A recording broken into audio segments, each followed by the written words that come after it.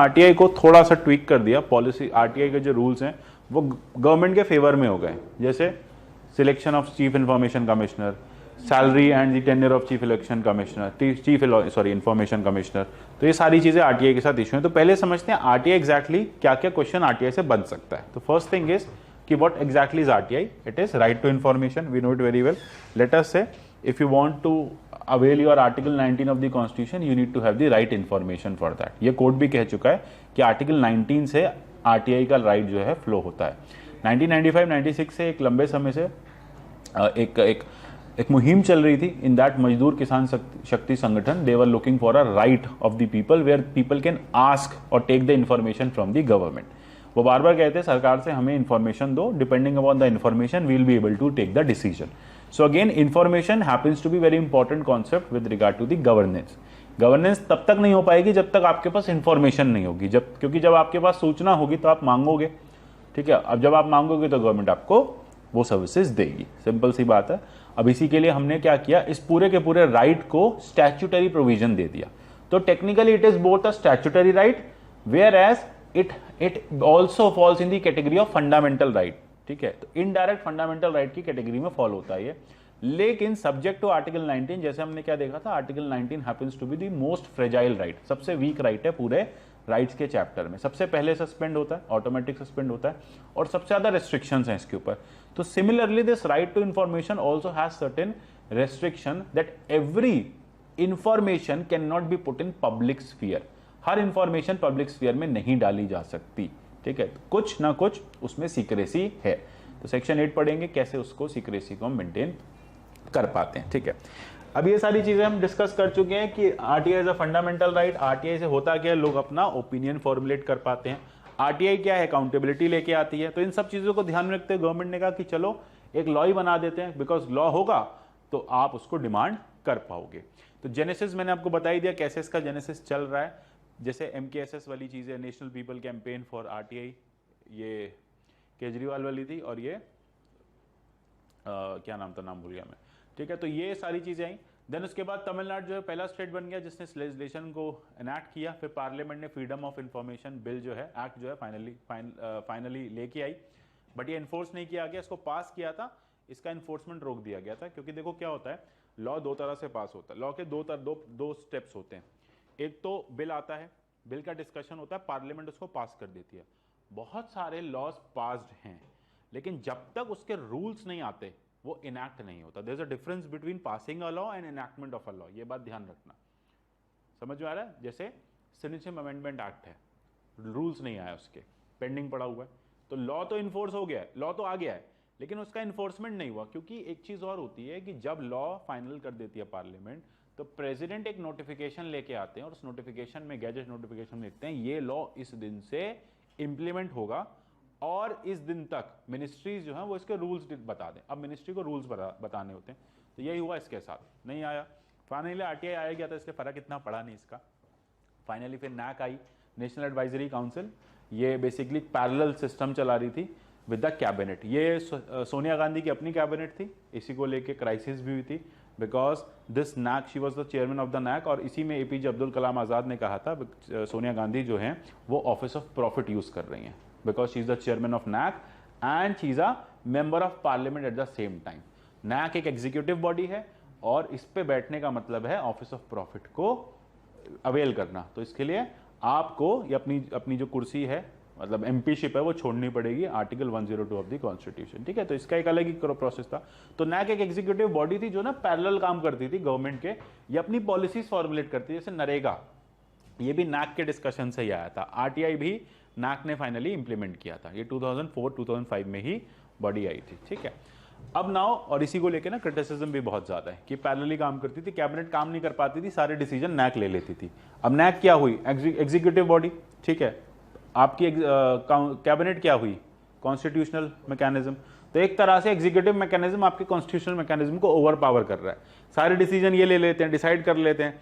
अच्छा, इनके मेंबर्स कौन होते थे, सिलेक्टेड लोग होते थे, ठीक है, जो अपने अपने फील्ड के डॉयंस हैं, मतलब जो रिसर्चर्स हैं और बड़े बड़े मतलब सो कॉल्ड इंडस्ट्री एक्सपर्ट्स हैं, कोई आरटीआई का एक्सपर्ट है, कोई राइट टू वर्क का एक्सपर्ट है, वो सब बैठते हैं। तो उसका ये अलग क्रिटिसिज्म था, वैसे अब है नहीं इसलिए पूछेंगे नहीं, but still you should be aware about the working of NAAC की क्या प्रॉब्लम आती थी नैक के साथ। अब नेक्स्ट आ जाता है सेलिएंट फीचर्स क्या है। 1 क्लॉज 2 कहता है सब जगह अप्लाई होगा, इंफॉर्मेशन की बात बता देता है। अच्छा 2H इंपॉर्टेंट है, 2H is subject to interpretation, subject to expansion, public authority, who shall be public authority.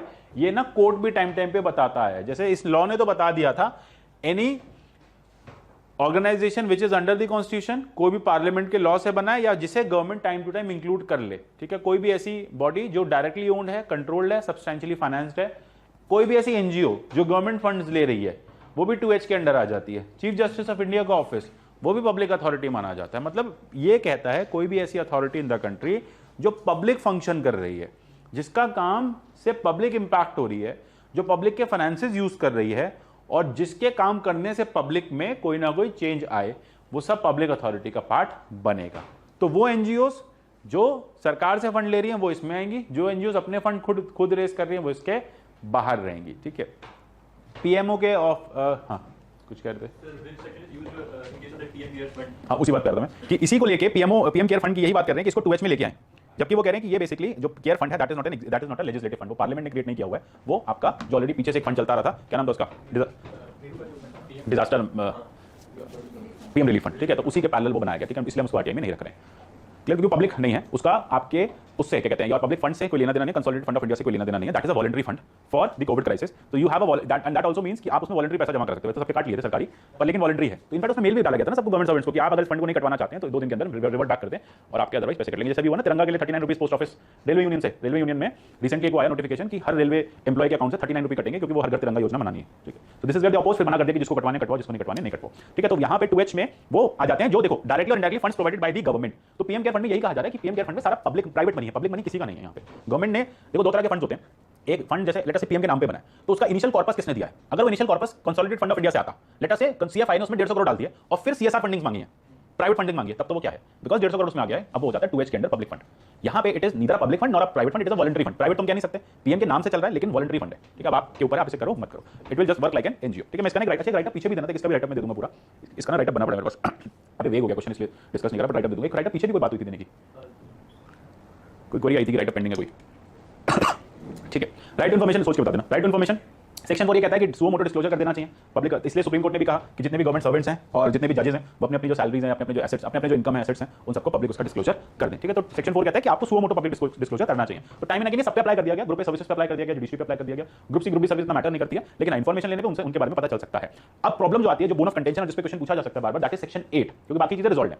Section 8 says that there can be exemption in giving the information under RTI and this is what is subject to misuse. क्योंकि यहाँ पे क्या लिखा है, बस इतना लिखा है कि exemptions upon the information under RTI. क्या क्या एग्जेम्पशन है, अगर वो एग्जेम्पशन सोवरेनिटी ऑफ इंडिया को हैम्पर करती है, अगर वो information against sovereignty of India है, अगेंस्ट डिफेंस एस्टैब्लिशमेंट्स है, अगेंस्ट सिक्योरिटी ऑफ स्टेट है, थ्रेट टू स्टेट है, तो इन दैट सिनेरियो ये एग्जेम्पशन मिल जाएगा आपको। लेकिन अब बात ये आ जाती है कि what exactly security of state, what exactly amounts to the sovereignty और इन्फ्रिंजमेंट ऑफ सोवरेनिटी, ये time to time government decide करती है। और यहीं पे एक और एक्ट आ जाता है 1923 का ऑफिशियल सीक्रेट्स एक्ट, जो ये कहता है कि ये जो इन्फॉर्मेशन जो ओएसए ने मना की हुई है वो भी एग्जेम्प्ट नहीं, वो भी एग्जेम्प्ट रहेगी। यानी एक जो सरकार मना कर दे on the ground certain grounds, और एक जो है ओएसए मना कर दे, तो इस हिसाब से बहुत सारी ऐसी इन्फॉर्मेशन है जो गवर्नमेंट हाइड कर लेती है, ये इसका मिसयूज भी कहा जाता है। तो कई बार क्वेश्चन पूछा भी जाता है इनफैक्ट कि OSA 1923 and your right to information के बीच में बैलेंस कैसे बने। Something which government doesn't want you to give you, government उसको ओएसए में ले जाती है, ऑफिशियल सीक्रेट एक्ट में ले जाती है कि ये भी ऑफिशियल सीक्रेट है, वो भी ऑफिशियल सीक्रेट है। अब problem remains because there is no proper definition of section 8, इसलिए section 8 is always bound to be challenge, या बाउंड टू बी, या it is always in discussion. अब आ जाता है कि this is where the question comes in कि how will you balance section 8 of the RTI with article 19 of the constitution. Technically speaking article 19 is a fundamental right, article 13 says that कि country में कोई भी law fundamental right को infringe नहीं कर सकता, जबकि सेक्शन 8 जो है वो आपके फंडामेंटल राइट टू इन्फॉर्मेशन को, फ्रीडम ऑफ एक्सप्रेशन को रोक रहा है। इनके बीच में बैलेंस कैसे ड्रॉ करोगे बताओ? What can be this way? How it can be balanced?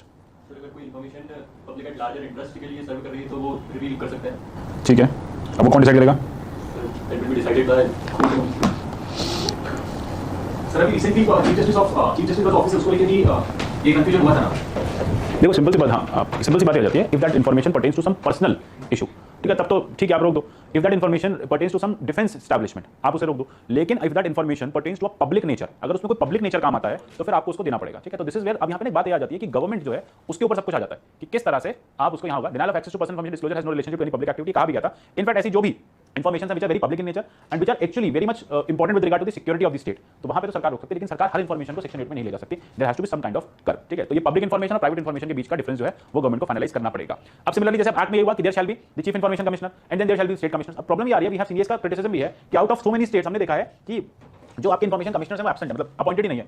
In fact 2020 में बहुत टाइम के बाद सीआईसी की पोस्ट को फिल किया गया था, अब वो चलो तब से चल रही है पोस्ट दिसंबर 2020 से, लेकिन उसमें भी काफी समय लेने के बाद तो एक तरह से ना हेडलेस बॉडी हो गई है, एक ऐसा राइट जो आपका फंडामेंटल इन नेचर है, लेकिन उस इंस्टीट्यूशन में कोई हेड नहीं है, उस इंस्टीट्यूशन को काम कराने के लिए कोई पर्सन अवेलेबल नहीं है, तो फिर अल्टीमेटली इस तरह से एक्ट जो है वो फ्लॉ है, एक्ट के इंप्लीमेंटेशन में क्राइसिस आएगी ही आएगी, ठीक है। सबसे बड़ा प्रॉब्लम क्या आ जाता है आरटीआई को लेकर ना, अभी तक बहुत सारे institutions are not able to establish a proper infrastructure, क्योंकि फंड्स नहीं है। आरटीआई तो चला गया, फंड्स नहीं है। लेट अस से आपने देखा कि आरटीआई ऑफिसर की वैकेंसी आई हुई है, इस डिपार्टमेंट में आरटीआई ऑफिसर चाहिए। प्रॉब्लम है जो डिपार्टमेंट का एक्जिस्टिंग स्टाफ है उसी में से एक पर्सन को या उसी में से ग्रुप ऑफ पर्सन को साइक्लिकल बेसिस पे आपको आरटीआई ऑफिसर की पोस्ट दे दी जाती है, ठीक है। 2 महीने तुम संभालो, 2 महीने तुम संभालो, 2 महीने तुम संभालो, ठीक है, इस तरह से। या फिर एक ही पर्सन को बर्डन दे दिया गया कि आप जो है आरटीआई की कंप्लेंट्स भी हैंडल करोगे। अब that person is already deployed in the certain service, मतलब अपने ऑफिस का ऑलरेडी काम चल रहा था उसका, साथ साथ वो आरटीआई के भी मैकेनिज्म को संभाल रहा है डिपार्टमेंट में। जैसे अगर आप देखोगे कोई भी मिनिस्ट्री है या फिर आप देखोगे पोस्ट ऑफिस, अगर आप जाओगे तो पोस्ट ऑफिस का जो एक्जिस्टिंग स्टाफ है उन्हीं को आरटीआई की ट्रेनिंग करा दी और उन्हीं को अपने आरटीआई में बिठा दिया। अब the number of complaints, number of information seeking जो वो बढ़ती जा रही है, लेकिन पर्सन तो है नहीं आपके पास, तो ऐसे में क्या होगा, बैकलॉग बनेगा ही बनेगा। तो एक डेटा भी आया था कि लगभग 2.2 लाख केसेस जो है वो पेंडिंग पड़े हुए हैं सेंट्रल स्टेट इन्फॉर्मेशन कमीशन में। ये अभी अच्छा दूसरी बात है कि बहुत सारी ऐसी आपकी इन्फॉर्मेशन होती हैं जिसमें बहुत समय लग जाता है देने में, तो एक इन्फॉर्मेशन को डिस्पोज करने में takes a lot of time and efforts, तो वो डेटा आपके पास डिजिटाइज नहीं है, देना आपको जरूर है, तो इसकी वजह से भी टाइम लगता है। और बहुत सारे जो आरटीआई की कंप्लेंट्स होती हैं, आरटीआई की जो इन्फॉर्मेशन होती है वो फाइनली फिर कोर्ट ऑफ अपील में चली जाती हैं, कंटेस्ट कर दी जाती हैं। तो पूरा का पूरा जो सिनेरियो है ना वो यही है कि बहुत टाइम लग रहा है और बहुत ज्यादा पेंडेंसी है। और पेंडेंसी क्यों है? Because of the number 1 gathering of information slow, number 2 human resources are there, number 3 they are subject to challenge, और उनका जो डिस्पोजल प्रोसेस है वो बहुत स्पीडी नहीं है। तो आगे ये आ जाता है कि डिस्पोजल इतना कम है, मतलब अगर ओडिशा कमीशन, अब जैसे आपने आरटीआई निकाला, अब आपने उसको चैलेंज कर दिया, अब कमीशन के पास भी कमीशन उस चैलेंज को सुन रही है। अब इतने सारे चैलेंजेस हैं कमीशन के पास, तो जैसे यहाँ पे कि अगर जिस रेट पे काम हो रहा है, इस रेट पे तो 8 साल में कंप्लेंट्स डिस्पोज ऑफ होंगी, तो उससे क्या होगा ना, 8 साल में तो ये वाली हर साल भी तो कंप्लेंट्स स्टार्ट होंगी, तो नेवर एंडिंग प्रोसेस हो गया। It has become a new judicial pendency वाला सिनेरियो। जैसे जुडिशरी की पेंडेंसी बढ़ती जा रही है, सिमिलरली आरटीआई की पेंडेंसी बढ़ती जा रही है। तो एनी राइट जो आपको दिया इसलिए गया था कि वो आपके काम को स्पीड अप कर दे, ठीक है, आपकी प्रॉब्लम को रिजॉल्व कर दे, अगर वही पेंडेंसी में चला जाता है तो फिर वो राइट एक एक्स्ट्रा क्राइसिस क्रिएट कर रहा है कंट्री में, एक बर्डन कर रहा है वो फाइनेंस पे भी, गवर्नमेंट के स्टाफ पे भी और पूरे इंस्टीट्यूशन पे भी, ठीक है। रिड्यूस कैपेसिटी, जैसे मैंने कहा कैपेसिटी ही नहीं है। चीफ चलो चीफ तो ठीक है, चीफ कितना काम करेगा, लेकिन जो नीचे का जो आपका पूरा का पूरा स्टाफ है वो मिसिंग है। चीफ तो है ही नहीं बहुत जगह पे। डिफंक्ट कमीशन है, ओडिशा जो है वो जस्ट 4 कमिश्नर के साथ काम करेगा, राजस्थान के पास 3 है, त्रिपुरा के पास तो कोई कमिश्नर ही नहीं है, सिर्फ कमीशन है, ठीक है। तो this is where commissionerless commission are working, तो there can not be commissionerless commission, simple सी बात है। Then resistance to impose penalty, सबसे बड़ी बात हो जाती है कि लेटर से एक होता है कि इन्फॉर्मेशन कमिश्नर के पास एक पावर होती है कि अगर कोई इन्फॉर्मेशन टाइम पे नहीं डिलीवर की गई तो आप उसमें पेनल्टी लगा सकते हो। अब यहाँ पे द कमिश्नर ऑल्सो नोस कि यार उस बेचारे की तो कोई गलती है नहीं, ऑलरेडी बर्डन है, बाउंड टू डिले है सर्विस, तो वो भी क्या करे, तो कितनों पे कितनी कंप्लेंट्स पे वो पेनल्टी लगा। पेनल्टी बहुत ज्यादा है ना। देखो आरटीआई सेक्शन 20 में कहता है IC impose penalty up to 25,000 of erring public information officers, PIO पे, जो किसी डिपार्टमेंट का पीआईओ है उसकी 25,000 पेनल्टी पर कंप्लेंट है, 50 कंप्लेंट की पेनल्टी है, उस पे तो इतनी तो उसकी सैलरी नहीं साल की जितनी उसकी पेनल्टी है 1 महीने की। सो इसलिए नहीं पेनल्टीज लगाई नहीं जा रही है। और कई बार होता है रॉन्गफुल इन्फॉर्मेशन को लेकर। अब प्रॉब्लम ये आ जाता है, इन्फॉर्मेशन कमिश्नर जो पीआईओ होता है, पब्लिक इन्फॉर्मेशन ऑफिसर, आपकी हर कंप्लेंट पीआईओ के पास जाती है, हर डिपार्टमेंट में पीआईओ रखा जाता है। तो आप जब भी लेटर लिखोगे आरटीआई को, पीआईओ को जाएगा। पीआईओ का काम क्या है, उस लेटर को टैग करना, लेटर की फाइलिंग करना, लेटर का ड्राफ्ट बनाना, लेटर की इन्फॉर्मेशन सर्च करना, मतलब उस पर्टिकुलर जो भी आपने डिमांड किया है उसकी इन्फॉर्मेशन सर्च करना, फिर वो डिस्पैच करना और इंश्योर करना 30 दिन के अंदर आपके पास पहुंच गई। ये काम है। अब अकेला बंदा इतना सब कुछ कर रहा है। सबसे ज्यादा ऐसा डिपार्टमेंट जहां पे रिकॉर्ड्स डिजिटाइज नहीं है। लेटर से आप यूपीएससी से मांगो कि हमें 1991 का रिजल्ट चाहिए, चलो यूपीएससी तो दे देगी। स्टेट पीसीएस से मांगो कि हमें, अब स्टेट पीसीएस ने क्या करना शुरू किया, इसलिए उन्होंने कह दिया ना कि 2 साल के बाद अब ये वाली आरटीआई एंटरटेन नहीं की जाएगी, कॉपीज 2 साल के बाद नहीं मिलेंगी आपको, आपके रिजल्ट 2 साल के बाद अवेलेबल नहीं किए जाएंगे, मार्कशीट 2 साल के बाद अवेलेबल नहीं किए जाएगी। तो कहीं तो क्लब लगाना पड़ेगा क्योंकि पुराने हैं बहुत सारे। अब आप यहां तो कर सकते हो, आप लैंड रिकॉर्ड्स में कैसे करोगे? तो लैंड रिकॉर्ड्स में तो you have to have the records from 1951, जाओ ढूंढो रिकॉर्ड्स, और रिकॉर्ड्स अभी डिजिटाइज नहीं हुए सब जगह। सो दिस इज वेयर कई बार पीआईओ काम करना चाहते हैं, but because of the burden और because of the lack of resources they have, they are not able to fulfil it on time, और टाइमली फुलफिलमेंट नहीं होने की वजह से अगेन जो बैकलॉग है वो बढ़ता जाता है। क्लियर है? देन ट्रांसपेरेंसी, फिर वही बात आ जाती है कि ट्रांसपेरेंसी इसलिए नहीं है क्योंकि हर कमीशन से पूछा जाता है, जो स्टेट कमिश्नर्स होते हैं उनसे कहा जाता है कि आपने पूरे साल में क्या किया, आप इसकी रिपोर्ट पब्लिश करो। अब वो भी जानते हैं कि हमने कितने एरर किए हैं, तो technically they are not publishing the report. Act कहता है कि it shall be the duty of the information commissioner to present a annual report to the chief information commission. CIC को आपकी अपनी साल की रिपोर्ट भेजनी पड़ेगी। अब यहाँ पे ये लोग रिपोर्ट ही पब्लिश नहीं करते। इनफैक्ट जब आप इन्फॉर्मेशन कमीशन की वेबसाइट पे जाओगे, हर स्टेट इन्फॉर्मेशन कमिश्नर की वेबसाइट जो है वो एक आपको डेटा देती है कि हमारे इतनी कंप्लेंट्स आई, इतनी डिस्पोज ऑफ हुई, इतनी पेंडिंग है, ये रीजन है पेंडेंसी का, और इतना हम लोगों ने फाइन लगाया। ये रिपोर्ट्स अभी तक इंप्लीमेंट नहीं हो रही है या फिर पब्लिश होकर वेबसाइट पे जाती ही नहीं है। तो इससे बड़ा क्राइसिस आ जाता है कि हमें यही नहीं पता चलता कि एक्जैक्टली क्या इशू है। अच्छा, एक जो प्रॉब्लम कई लोग फेस कर रहे हैं that is with regard to the rejection of RTIs. आपने आरटीआई डाली, वो रिजेक्ट हो गई। अब प्रॉब्लम ये आ जाता है कि रिजेक्शन में रीजन नहीं आया, ठीक है। Your RTI has been rejected due to the draft issue, your RTI has been rejected due to send to a inappropriate address, your RTI has been rejected because it has been send to a inappropriate person, मतलब person not designated, वहां चले गए, department not designated. आपको थोड़ी पता department क्या है, आपको ये पता था PIO state bank of India को भेजने, मुंबई का एड्रेस आपने डाल दिया, बोले नहीं ये तो आपके लोन डिपार्टमेंट वाला इशू है, तो ये आपका जाएगी एसबीआई फाइनेंस को, ये एसबीआई बैंकिंग में नहीं आएगी, ठीक है। सो जो भी है, तो यहाँ एक दिक्कत हो जाती है कि कई बार ऐसा होता है कि वैलिड रीजन ही नहीं होते।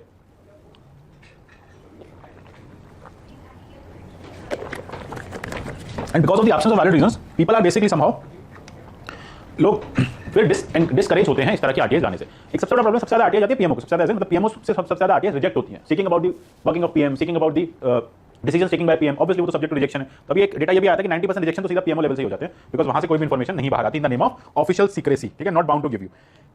देन उसके बाद 81 जो है उसको गवर्नमेंट ने एक टूल बना लिया है of not giving the information, ठीक है, denial of services, public interest में मना कर देते हैं बार बार। एग्जेम्पशन है 24 में भी एक एग्जेम्पशन है कि लेटर से कोई भी इंफॉर्मेशन है जो सिक्योरिटी इंटेलिजेंस से है, लेकिन हाँ उसमें करप्शन के एलिगेशन है, तब आप मांग सकते हो। मोस्ट ऑफ द केसेस में ये कहा जाता है कि सिक्योरिटी के अगेंस्ट है, मोस्ट ऑफ द केसेस में कहा जाता है कि अच्छा अभी लॉ हम डिक्लेयर नहीं कर सकते, आपको बता नहीं सकते, अंडर प्रोसेस है ड्राफ्ट, ठीक है, एग्रीकल्चर ने भी किया, तो अभी हम ये इन्फॉर्मेशन आपको नहीं देंगे। तो ये एक टूल है जो which was basically which came up with the idea of providing information which itself has become एक ऐसा इंस्टीट्यूशन जो इन्फॉर्मेशन को रोक रहा है। फिर उसके बाद सबसे बड़ा प्रॉब्लम हमने देखा कंट्री में किलिंग ऑफ आरटीआई एक्टिविस्ट, ठीक है, तो आरटीआई एक्टिविस्ट इस तरह से एक्टिविज्म कर रहे हैं, तो रिजल्ट क्या हो रहा है, बिकॉज उनके नेम जो है वो डिस्क्लोज कर दिए जाते हैं किसने आरटीआई। अब सबसे बड़ा एनोनिमिटी आरटीआई में नहीं है, आपको आरटीआई में अपना एड्रेस पूरा डालना पड़ेगा। गवर्नमेंट ये कहते हैं हम इसलिए एड्रेस लेते हैं क्योंकि हमें वहां पे वापस चिट्ठी भेजनी होती है, तो चिट्ठी किसको भेजें, ठीक है, विकीलीक्स तो है नहीं, तो आपको आप हमसे इन्फॉर्मेशन मांगोगे, वो इन्फॉर्मेशन, तो technically government says that this is a two way process, मतलब this is something which is mutual between you and us, but it does not stay between you and us.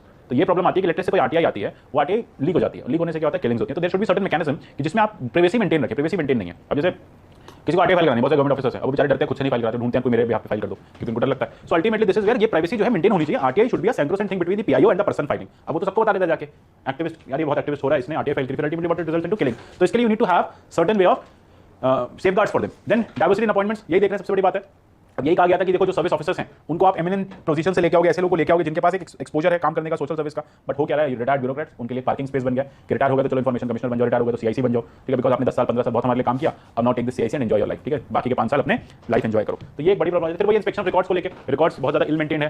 Filing applications, अब सबसे बड़ी बात है ना, application का format चाहिए।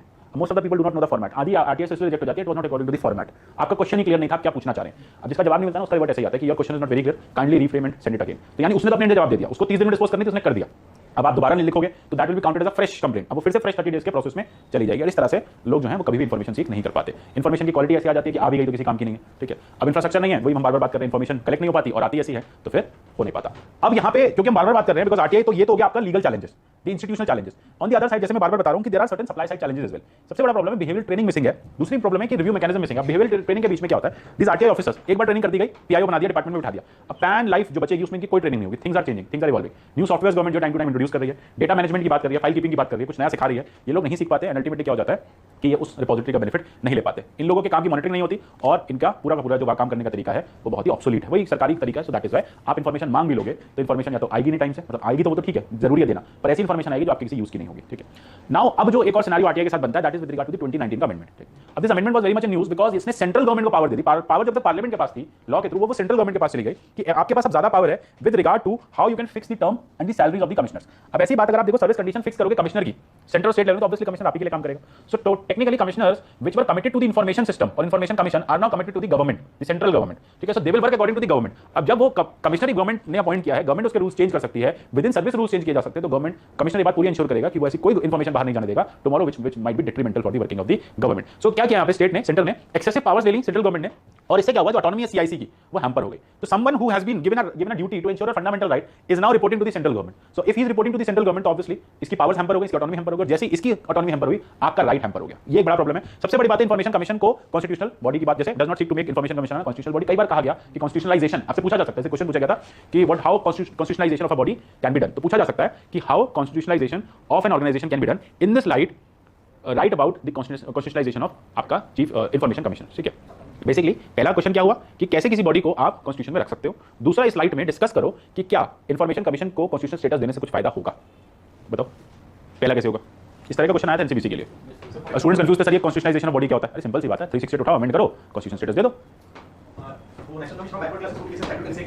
338 B दिया था ना, सिमिलरली इसको भी कोई आर्टिकल दे दो, एबीसीडी कहीं लगा दो इसको भी।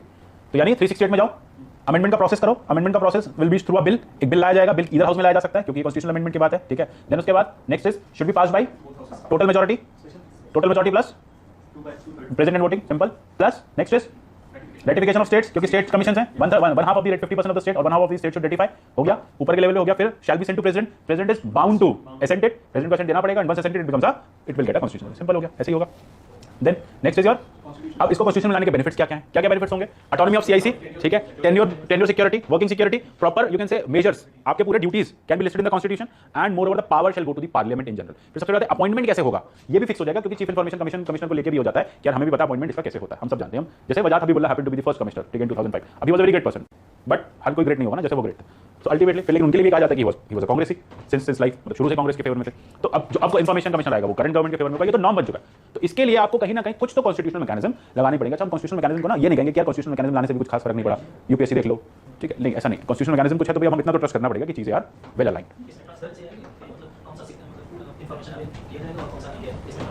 नहीं बेस हमें इन्फॉर्मेशन कमीशन, देखो आरटीआई तो एक एक्ट बन गया, वो बता रहा है वर्किंग ऑफ द इन्फॉर्मेशन कैसे डिलीवर की जाएगी। सबसे इंपॉर्टेंट चीज है ना कि हमें ये देखना है कि ह्यूमन रिसोर्स क्या है।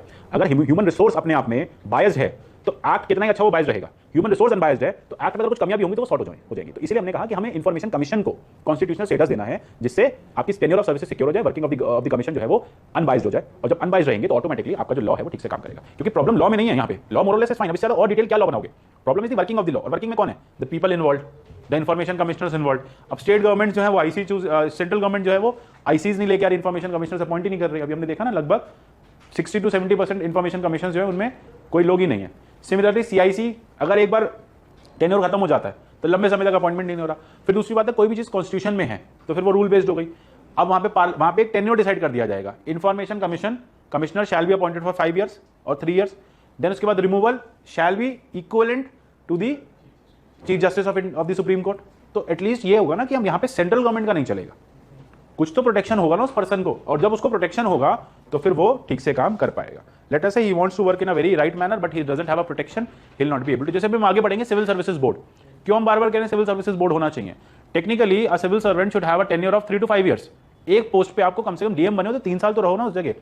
12-12 महीने में एवरेज देखा 8 से 15 महीने टेन्योर होता है, कोई 8 महीने में ट्रांसफर, कोई 15 महीने, सारे टेन्योर इसी के बीच में बैठ रहे हैं, क्योंकि जो ट्रांसफर्स हैं वो स्टेट गवर्नमेंट के पास है। So ultimately state government is working the political will. यहां पे आपका जो वर्किंग है वो सेंट्रल गवर्नमेंट के पास है, तो फिर पॉलिटिकल विल इन्वॉल्व है। तो इसलिए there has to have certain board. तो इसके केस में क्या होगा ना कि अगर कॉन्स्टिट्यूशनल प्रोटेक्शन रहेगा तो पर्सन 3 साल अगर है तो 3 साल एंजॉय करेगा, ठीक है। फिर कॉन्स्टिट्यूशनल गारंटीज मिलेंगी, फिर पे गारंटी मिलेगी, क्योंकि आपका पब्लिक फंड से पैसे यहां भी जा रहा है, कंसोलिडेटेड फंड से जाएगा तो सब्जेक्ट टू पार्लियामेंट्री अप्रूवल होगा। देन उसके बाद सबसे इंपॉर्टेंट बात ये हो जाती है कि पर्सन जो है वो मिड टर्म हटाया नहीं जा सकता, एक प्रॉपर इंपीचमेंट प्रोसेस के थ्रू ही जाएगा। जैसे on the lines of CAG आप बना सकते हो, ठीक है, on the lines of CAG आप इस ऑफिस को बना सकते हो।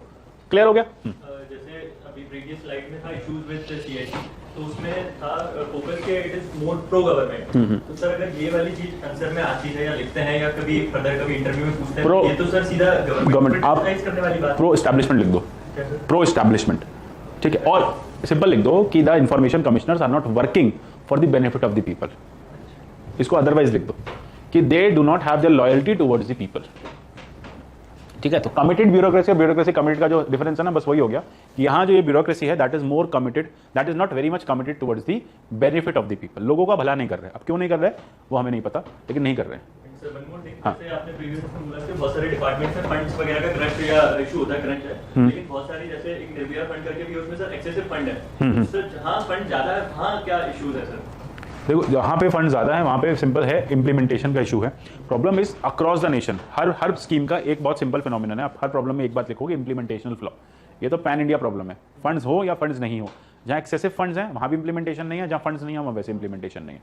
तो जो भी स्कीम लाई गई है, सबसे बड़ा प्रॉब्लम है कि स्कीम में इंप्लीमेंटेशन टाइमली नहीं है, स्कीम में डिसबर्सल ऑफ फंड्स जो है वो टाइमली नहीं है, या फिर जो बेनिफिट्स लोगों तक पहुँचाने हैं वो टाइमली और एफिशिएंटली नहीं पहुँच रहे। सबसे बड़ा प्रॉब्लम है अकाउंटेबिलिटी नहीं है, ट्रांसपेरेंसी नहीं है, ठीक है, यूटिलाइजेशन को लेकर।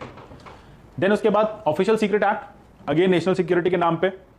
अब ये 69A न्यूज में था, ये this is with regard to the where government can decide कि किसको ब्लॉक करना है किसको नहीं करना। आईटी एक्ट में 69A 69 इन एक्ट्स को यूज किया जाता है, और वेबसाइट्स को ब्लॉक करना है, यूट्यूब चैनल्स को डिलीट करना है, तो यहाँ से मिनिस्ट्री ऑफ आईटी को पावर मिल जाती है, ठीक है। तो यहाँ पे क्या हो रहा है कि एक क्वेरी डाली गई थी कि किस तरह से आप ये जो अकाउंट्स डिलीट कर रहे हैं तो ये नेशनल सिक्योरिटी से कैसे जुड़े, इसका रीजन बता दो। तो उसको डिनाई कर दिया, बोले नहीं नहीं, तो ऑफिशियल सीक्रेट। इससे भी क्या होता, लास्ट टू लास्ट बताया गया इन जून कुछ 25 से 30 यूट्यूब चैनल्स डिलीट करा दिए गए थे, ठीक है। अब ये कहा जा रहा है कि they were doing some propaganda against the government. अब यहाँ पे प्रोपेगेंडा अगेंस्ट गवर्नमेंट और प्रोपेगेंडा अगेंस्ट कंट्री, इसके बीच में एक बड़ी थिन लाइन है।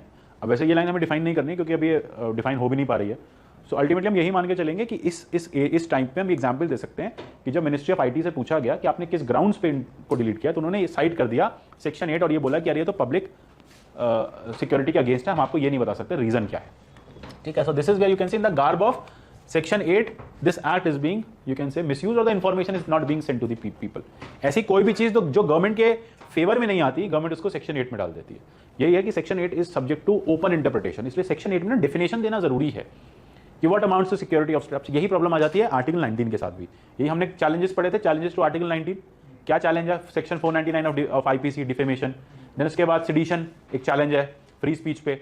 डॉक्ट्राइन ऑफ चिलिंग इफेक्ट हमने पढ़ा था ना, तो सिमिलरली सेम यहां पर आ जाता है। दिस ऑल्सो बेसिकली पर्टेन्स और against doctrine of this is against pertains to doctrine of chilling effect, है ना। ये भी तो एक चिलिंग इफेक्ट ही है। सेक्शन 8 में आपसे कह रहे हैं कि इन्फॉर्मेशन मत लो, हम नहीं देंगे आपको, जबकि information is required for article 19।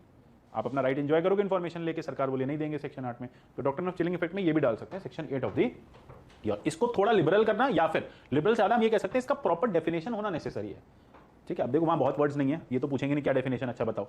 तो there has to have certainty in the working of section 8। तो कुछ गाइडलाइंस इसको लेके होनी चाहिए। तो guidelines should be issued what exactly pertains to और what type of information is forbidden under section 8। इसको लेके ना सरकार एक गाइडलाइंस दे दे कि ये चीजें ऐसे हैं। देन उसके बाद पेंडेंसी बढ़ती जा रही है, ये हम देख ही चुके हैं। RTI should B strengthened. देखो आरटीआई अगेन फिर वही बात आती है, डेमोक्रेसी आर्टिकल 19 है, फंडामेंटल राइट्स है, इंफॉर्मेशन होगा, सरकार डरेगी। अब जैसे कोविड के टाइम में आरटीआई को हैव वेरी इंपॉर्टेंट टूल, कितने बेड्स हैं, किस तरह से आप ले रहे हैं एक्शंस, तो सारी चीजें रिकमेंडेशंस वे फॉरवर्ड कैसे बेटर किया जा सकता है। Prompt and timely services, relevant information को देना, उसकी फंक्शनिंग को देना, सबमिशन ऑफ एनुअल रिपोर्ट्स को लेके आना, जिससे क्या होगा, इंफॉर्मेशन कमीशन के बारे में पता रहेगा कैसे काम हो रहा है। ऑनलाइन फाइलिंग, अच्छा अभी भी बहुत सारे डिपार्टमेंट्स ऑनलाइन फाइलिंग नहीं है, यूपीएससी ने कर दिया। जैसे आप जाओगे सेंट्रल मिनिस्ट्री, जब आरटीआई करोगे rti.gov.in, उस पे कुछ लिस्ट ऑफ मिनिस्ट्रीज आपको मिल जाएगी, मोरलेस सेंट्रल डिपार्टमेंट्स हैं वो आरटीआई में आ गए हैं। जैसे आपकी कॉन्स्टिट्यूशनल बॉडीज फॉल्स अंडर मतलब आरटीआई ऑनलाइन आरटीआई मैकेनिज्म में आ गए हैं, उनको आप ऑनलाइन फाइल कर सकते हो। जैसे यूपीएससी से कोई इंफॉर्मेशन सीख करनी है वो भी आप ऑनलाइन फाइल कर सकते हो। जब आप rti.gov.in पे जाओगे तो आपसे पूछेंगे सेंट्रल गवर्नमेंट, आप सेंट्रल गवर्नमेंट डिपार्टमेंट डालोगे, मिनिस्ट्री डालोगे, मिनिस्ट्री में आपसे डिपार्टमेंट पूछा जाएगा, डिपार्टमेंट में कहां जानी है पूछा जाएगा। ये लेकिन बहुत छोटी सी लिस्ट है, 20 से 25 ही है बस वहां पे डिपार्टमेंट्स। एक बहुत बड़ा जो गवर्नमेंट फंक्शनिंग है, मशीनरी है, वो आरटीआई से बाहर, मतलब आरटीआई के ऑनलाइन मैकेनिज्म से बाहर है। तो उससे क्या हो जाता है कि लोग ना फाइल नहीं कर पाते, टाइमली डिस्पोजल नहीं हो पाता। आपने तो चिट्ठी भेज दी, बोले रिसीव ही नहीं हुई, क्योंकि जब आप चिट्ठी भेजते हो तो वहां से एक एक्नॉलेजमेंट आता है। जैसे पहले जब हम, अब तो नहीं होता है, जब हम पहले एडमिट कार्ड भेजते थे तो एडमिट कार्ड का हमारे पास ग्रीन कलर का पावती पत्र आता था, एक्नॉलेजमेंट बाय यूपीएससी कि हां आपका लेटर हमें मिल गया, आपका फॉर्म हमें मिल गया, ठीक है। बस इतना आ जाता है, इसी से खुश हो जाते थे कि हमारा डैप मींस का पहुंच गया वहां पे, ठीक है। चलो मैं तो बाहर जमा करा गया था यूपीएससी में, लोग बाहर से थे। तो सिमिलरली आपने तो भेज दिया, आपके सोचो पोस्ट कार्ड मैकेनिज्म है, अब वहां पे अगर मिलेंगे, जाओ सर्च कर लो पोस्ट कार्ड कहां पे। 50 to 60% पोस्ट कार्ड्स तो डिस्पोज हो जाते हैं, वो पहुंचते नहीं या फिर वो दिखाई नहीं जाते अपने उसमें, आपके क्या कहते हैं रिकॉर्ड्स में। पोस्टमैन के रिकॉर्ड पोस्ट में मैं तो गेट पे दिया था, ऊपर ऑफिसर कह रहा है मुझे तो मिला नहीं है। तो इसलिए कहा जा रहा है कि इसको ऑनलाइन करो पूरे मैकेनिज्म, जितने डिपार्टमेंट्स हैं पैन इंडिया जितने भी, सबको आप ऑनलाइन में लेके आओ, तभी जो है ये इफेक्टिव हो पाएगी, ठीक है। Facilities for electronic filing of first appeal and second appeal complaints information commission to 10 रुपए का मनी ऑर्डर बनाओ, स्टैम्प लगाओ, रेवेन्यू स्टैम्प लगेगी, सबसे बड़ी बात है। 10 रुपए की रेवेन्यू स्टैम्प लो, उसको जाके लगा के आओ, नहीं तो 10 रुपए का मनी ऑर्डर भेजो साथ में। तो ये सारी चीजें यहाँ पे क्या सीधा ऑनलाइन कट गया, 10 रुपए काम खत्म हो गया, वहां पे रिसीव हो गया, एक्नॉलेजमेंट आ गया, तो 30th डे उसी दिन से शुरू हो गया, मतलब फर्स्ट डे उसी दिन। ऐसे क्या हुआ, जब रिसीव हुआ उससे 30 दिन और, तो 15 दिन तो एप्लीकेशन पहुंचने में लगे और उसके 30 दिन बाद आपकी जो है प्रोसेस पूरा होगा, 45 डेज लग गए। So this is where online mechanism is very helpful. Then balancing with privacy rights, obviously there has to have some kind of privacy also. अब आप पीएमओ की हर इंफॉर्मेशन मांगोगे तो वो भी ठीक नहीं है। अब पता नहीं है 90% रिजेक्शन है वो क्यों है, वो ये भी हो सकता है कि सूट किसने दिया मोदी जी को, मोदी जी क्या सच में मशरूम खाते हैं जैसा न्यूज़ चलती है बात, तो दैट इज नॉट सब्जेक्ट, मतलब दैट इज नॉट आंसरेबल, ठीक है। These are mere rumours, rumours base पे आरटीआई भेज रहे हो, तो पीएमओ का एक सेक्शन तो सारे आरटीओ से जाने में लगा हुआ है। तो this is where there has to have some balancing with the privacy of the people as well. अब जैसे कल ही चला था महुआ मोइत्रा को लेके कि मर्सिडीज में कैसे घूम रही है, कोई वो मर्सिडीज में घूम रही थी जी वैगन में, 1.5 करोड़ की गाड़ी थी। अब लोग आरटीआई फाइल करना शुरू कर देंगे कि इनके पास आई कहां से रिकॉर्ड दिखाओ। So again that is a personal life, ठीक है ना, उनके पास कुछ होगा, और वैसे भी she is a public servant, तो शी मस्ट हैव डिक्लेयर्ड, और दोस्त ने दे दी होगी, बहुत सारे दोस्त भी होते हैं 10 दोस्त की गाड़ी हमारी यूज कर लो, ठीक है। So this is where you can see कि अब इस तरह से फ्रिवलेस कंप्लेंट्स बहुत जाती हैं, फ्रिवलेस आरटीआई बहुत जाती है, इससे ओवरबर्डन ऑफ होता है, प्राइवेसी भी जरूरी हो जाती है on the other side of the people is well. Then open data policy, government को ऑलरेडी आरटीआई देखने की जरूरत क्यों है, सबसे पहली बात आ जाती है why RTI is required for everything. Whatever government is doing put it on public forum monthly. PMO का हर एक्शन मंथली पब्लिक फोरम पे आ जाए, क्वार्टरली आ जाए, मिनिस्ट्रीज के सारा डेटा आप एनुअल रिपोर्ट्स में आ जाए, टाइम्स एनुअल रिपोर्ट्स पब्लिश हो जाए, तो फिर आपको आरटीआई की जरूरत है। RTI should be a private tool, मतलब मेरे को कोई ग्रीवांस है तो मैं आरटीआई फाइल करूं, लेकिन उससे पहले मुझे एनकरेज किया जाए ओपन डेटा पॉलिसी के चलते कि पहले मैं वो डेटा ऑनलाइन सर्च कर लूं। If that data is wide available on the ministries website, जैसे यूपीएससी की report every year it is being publish uploaded on the website of UPSC, 2 साल पहले की चलती है, लेकिन आपको इसमें 2019 की रिपोर्ट दिख रही होगी, 20-21 की नहीं आई है, ठीक है। सो अल्टीमेटली देखना लास्ट कौन सी अपलोड हो गई है। So this is where you can say फिर आपके पास स्कोप नहीं रह जाता कि पिछले साल आपने कैसे वैकेंसीज निकाली थी, बताओ हमें, पिछले साल ऑप्शनल में कितने परसेंट में कितने बच्चे बैठे थे बताओ हमें, यूपीएससी का रिपोर्ट डाल दिया, देख लो जाके। अभी यूपीएससी उसमें 3 साल पीछे चल रहा है, लेकिन it should be very prompt, annual report होनी चाहिए, ठीक है। कौन सी आ रही है? अच्छा हाँ बिल्कुल वही एग्जैक्टली, उसमें वही सारी सूचना उसी में डाल दो, वहीं से उतार लो, आपको आरटीआई की जरूरत नहीं है। वो एक तरह से इन्फॉर्मेशन है ना, राइट टू इन्फॉर्मेशन है। देखो राइट टू इन्फॉर्मेशन मींस या तो आप मांगो तब मिले या बिना मांगे मिले, टेक्निकली तो बिना मांगे मिलनी चाहिए। डेमोक्रेसी में इन्फॉर्मेशन मांगने की जरूरत क्यों, हमारी तो सरकार है, हमारे पैसा तो हमें मिलना चाहिए। सो इसलिए open data policy is very important, और ये बहुत बड़ा रिफॉर्म है which governments are trying to do it through their annual reports, ठीक है। जैसे पीएमओ की आप 6 मंथ में रिपोर्ट डाल दो, एनुअल डाल दो, एक टाइम लिमिट होनी चाहिए और एक डेट डिसाइड होनी चाहिए। बजट की डेट होती है, इस दिन आ जाएगा, सर्वे आ जाएगा, तो रिपोर्ट भी इस दिन आ जानी चाहिए। भाई आपका पूरा सेक्शन जो डिपार्टमेंट का वो तो काम कर रहा है ना इस पे, तो आप इसकी रिपोर्ट को अपलोड करो। देन उसके बाद they must be given training, वही वाली सबसे बड़ी बात होती है कोऑपरेशन है। जैसे मेरे साथ आरटीआई का सबसे पहला सिनेरियो हुआ 2010 में, मेरे को पीएचडी, मेरे को नेट जेआरएफ मिला। अब उस टाइम में हमारे यहाँ पे क्या होता था कि डिपार्टमेंट में जैसे जब आप यूजीसी जाते थे तो कहते थे जब तक आपके डिपार्टमेंट की 15 एप्लीकेशंस नहीं आ जाएंगी तब तक हम आपका मनी रिलीज नहीं करेंगे। अब वेट करते थे 15 करके एक साथ बैचेस में यूनिवर्सिटी वाइज रिलीज करते थे। अब एक बार गया, 2 बार गया, नहीं किया। अब जब भी मैं जाता था तो वो पर्सन को ठीक से जवाब नहीं देता, फिर मुझे कहीं पता चला कि आरटीआई डाल देते हैं, बेस्ट है। आरटीआई डाला तो 1 नाराज हो गया, बोले जब मैं कह रहा हूँ 15 एप्लीकेशन हो जाएगी तो दे देंगे, इसमें RTA डालने का क्या मतलब था? बोले जॉब नहीं मिलेगा तुम्हें। 30 दिन बाद क्या रिप्लाई आता है कि जब 15 एप्लीकेशन के बैचेस रेडी होंगे आपका मनी तभी रिलीज होगा, इसलिए कृपया करके बार-बार RTA ना डालें, ठीक है। 2010 में तब चीजें बहुत पुरानी थी, नया लॉ आया था, इंप्लीमेंटेशन नहीं था, लेकिन ये हुआ कि उसके इमीडिएटली एक वीक के बाद मनी जो है वो रिलीज हो गया, तो कहीं ना RTA का इंपैक्ट जरूर पड़ा होगा, बट उसने मुझे दिखाया कि नहीं मैं डरा नहीं तुमसे, ठीक है। सो ये 2010 की बात है, but ultimately things have improved. ये कोऑपरेशन की प्रॉब्लम अभी भी चल रही है, वो तो पूरे ब्यूरोक्रेसी का प्रॉब्लम है ना। तो rule bound bureaucracy has become a rigid bureaucracy. आपने लानी थी रूल बाउंड, आपने बना दी rigid. Rigidity of bureaucracy is a problem with the people, with the bureaucrats and for the effective working. तो कोऑपरेशन लाना बहुत नेसेसरी हो जाता है, ठीक है। अब एक बार नोट्स पे चलते हैं, नोट्स है साथ में, इसमें मेरे को ये देख ले क्या क्या इंपॉर्टेंट चीजें नोट्स में से करनी है, एक बार बता देता हूं मैं आपको। यही है क्या?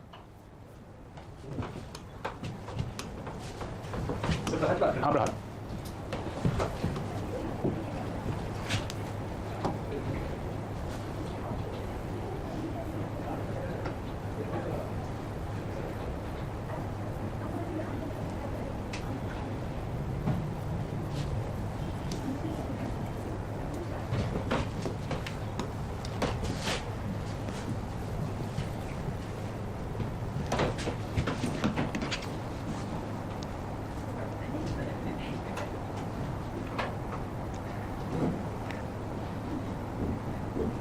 की कॉपी कीजिए बस। टेलीग्राम से क्या हाँ करना एक बार, PDF वाला मेरे पास ना वर्ड फाइल है, डाउनलोड करना पड़ेगा। चलो वर्ड फाइल खोल लेते हैं, छोड़ो मिल गया थोड़ा वर्ड फाइल तो है मेरे पास।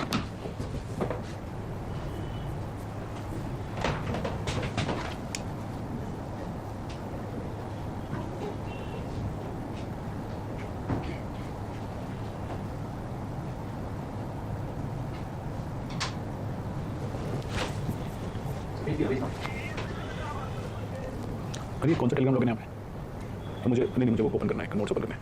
किसका लॉगिन है? इस वाले में, ठीक है ठीक है। मीनवाइल कोई डाउट तो बताओ, कोई डाउट है किसी को? 3 से 4 बट लेकिन ना यहाँ पे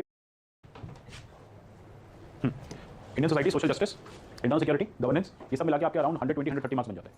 लाइक लेटर से 5 क्वेश्चन और सोसाइटी 50 नंबर बन गए सीधे सीधे। इन सोशल जस्टिस अनदर 3 क्वेश्चन, 3 से 4 90, बट कम भी बता रहा हूँ 120। अगर ये 15 पे चले जाएंगे तो ये ऑटोमेटिकली बढ़ जाएंगे, तो 150 मार्क्स आपके ऐसे निकल जाते हैं। और ये ऐसे एरियाज हैं जो हम ग्रे छोड़ के चले जाते हैं। देखो ये एरियाज में ना क्या होता है कि क्वेश्चंस बहुत ही ज़्यादा स्ट्रेट फॉरवर्ड आ जाएंगे, करंट बेस्ड होंगे और इजीली सॉल्व हो जाएंगे।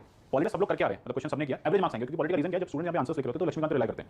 तो आप कितना अच्छा आंसर लक्ष्मीकांत से लिख लोगे तो अच्छा है नहीं, तो आपको 30% 35% ऊपर मार्क्स मिलेंगे जीएस 2 के उन क्वेश्चंस में। ये क्वेश्चन करंट बेस्ड है, यहाँ पे आपको एज आ गया, तो वहाँ अगर आपने केस लॉस थोड़े से ऐड कर दिए तो आपके मार्क्स पहुंच गए 40-45%। और अगर ये क्वेश्चन आपने फॉलो कर दिए तो automatically your score will come to 120 के आसपास। सिमिलरली सोसाइटी में ज्योग्राफी घूम फिर के सब कर ही लेते हैं, nothing very great.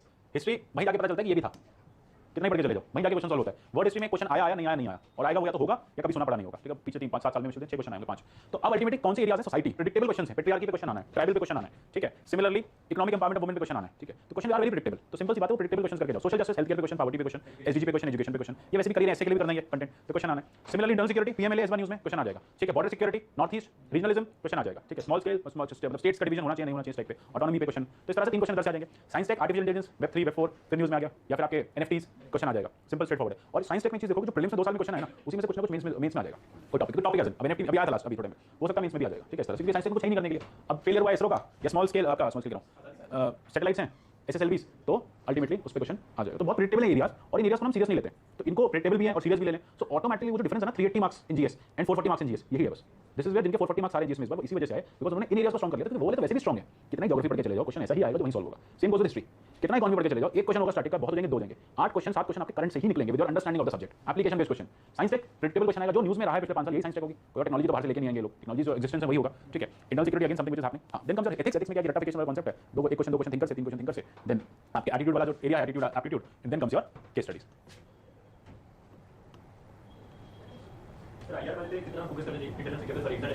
Similar current affairs पे फोकस कर लो, क्योंकि देखो ये एरियाज ऐसे हैं ना, स्टैटिक तो कर ही रहे हैं, ये एरियाज ऐसे हैं जो एज देंगे, because you will be able to write a good answer over here, it is more current based and more, इसमें जितना करंट आप डाल के आओगे, जितना रेलेवेंस आंसर का क्वेश्चन का रेलेवेंस दिखा के आओगे विद करंट नॉलेज, उतने आपको ज्यादा मार्क्स मिलेंगे।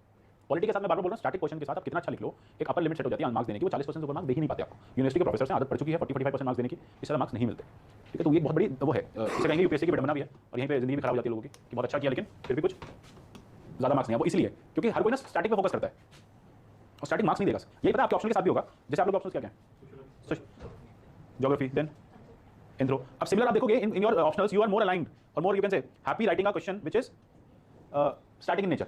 आप ऐसे क्वेश्चन अटेम्प्ट करके, जैसे कि पॉलिसी में स्टूडेंट्स क्या करते हैं, सेक्शन ए स्टैटिक है, सेक्शन बी डायनामिक है पेपर 1 में, सिमिलरली दोनों जगह यही है paper 1 paper 2, students are more aligned towards writing a question जो सेक्शन ए से निकल जाए और उधर सेक्शन ए से निकल जाए, लिख लो, कोई दिक्कत नहीं है उस क्वेश्चन में, it's good, but because over there not be able to add much. अब प्लेटो की रिपब्लिक में कितना नया लिख दोगे, क्या लिखोगे, घूम फिर के हर बच्चा वही लिख रहा है, एक टीचर मार्केट में बस, और सब वही नोट चिपका के आते हैं। तो एग्जामिनर को पता है कोई ऐसा क्वेश्चन जो करंट बेस्ड है जिसमें आप अपनी नॉलेज एक्स्ट्रा ऐड कर पाओ, वहां पे आपको एक्स्ट्रा मार्क्स मिल जाते हैं, लेकिन प्रोवाइडेड प्रिपेयर्ड हो, ये नहीं कि क्योंकि वहां मार्क्स ज्यादा मिलते तो लिखना वो है, लिखना मार्क्स ज्यादा तब मिलते हैं जब आप उसको थोड़ा डिफरेंट लिखो, जब आप उसमें थोड़े करंट एग्जांपल्स ऐड करो, जब आप उसमें थोड़ा ऐसा कंटेंट ऐड करो जो बाकी बच्चे शायद नहीं लिख रहे हैं, या प्रेजेंटेशन चेंज करो, तो this is how you get extra marks in your optional as well.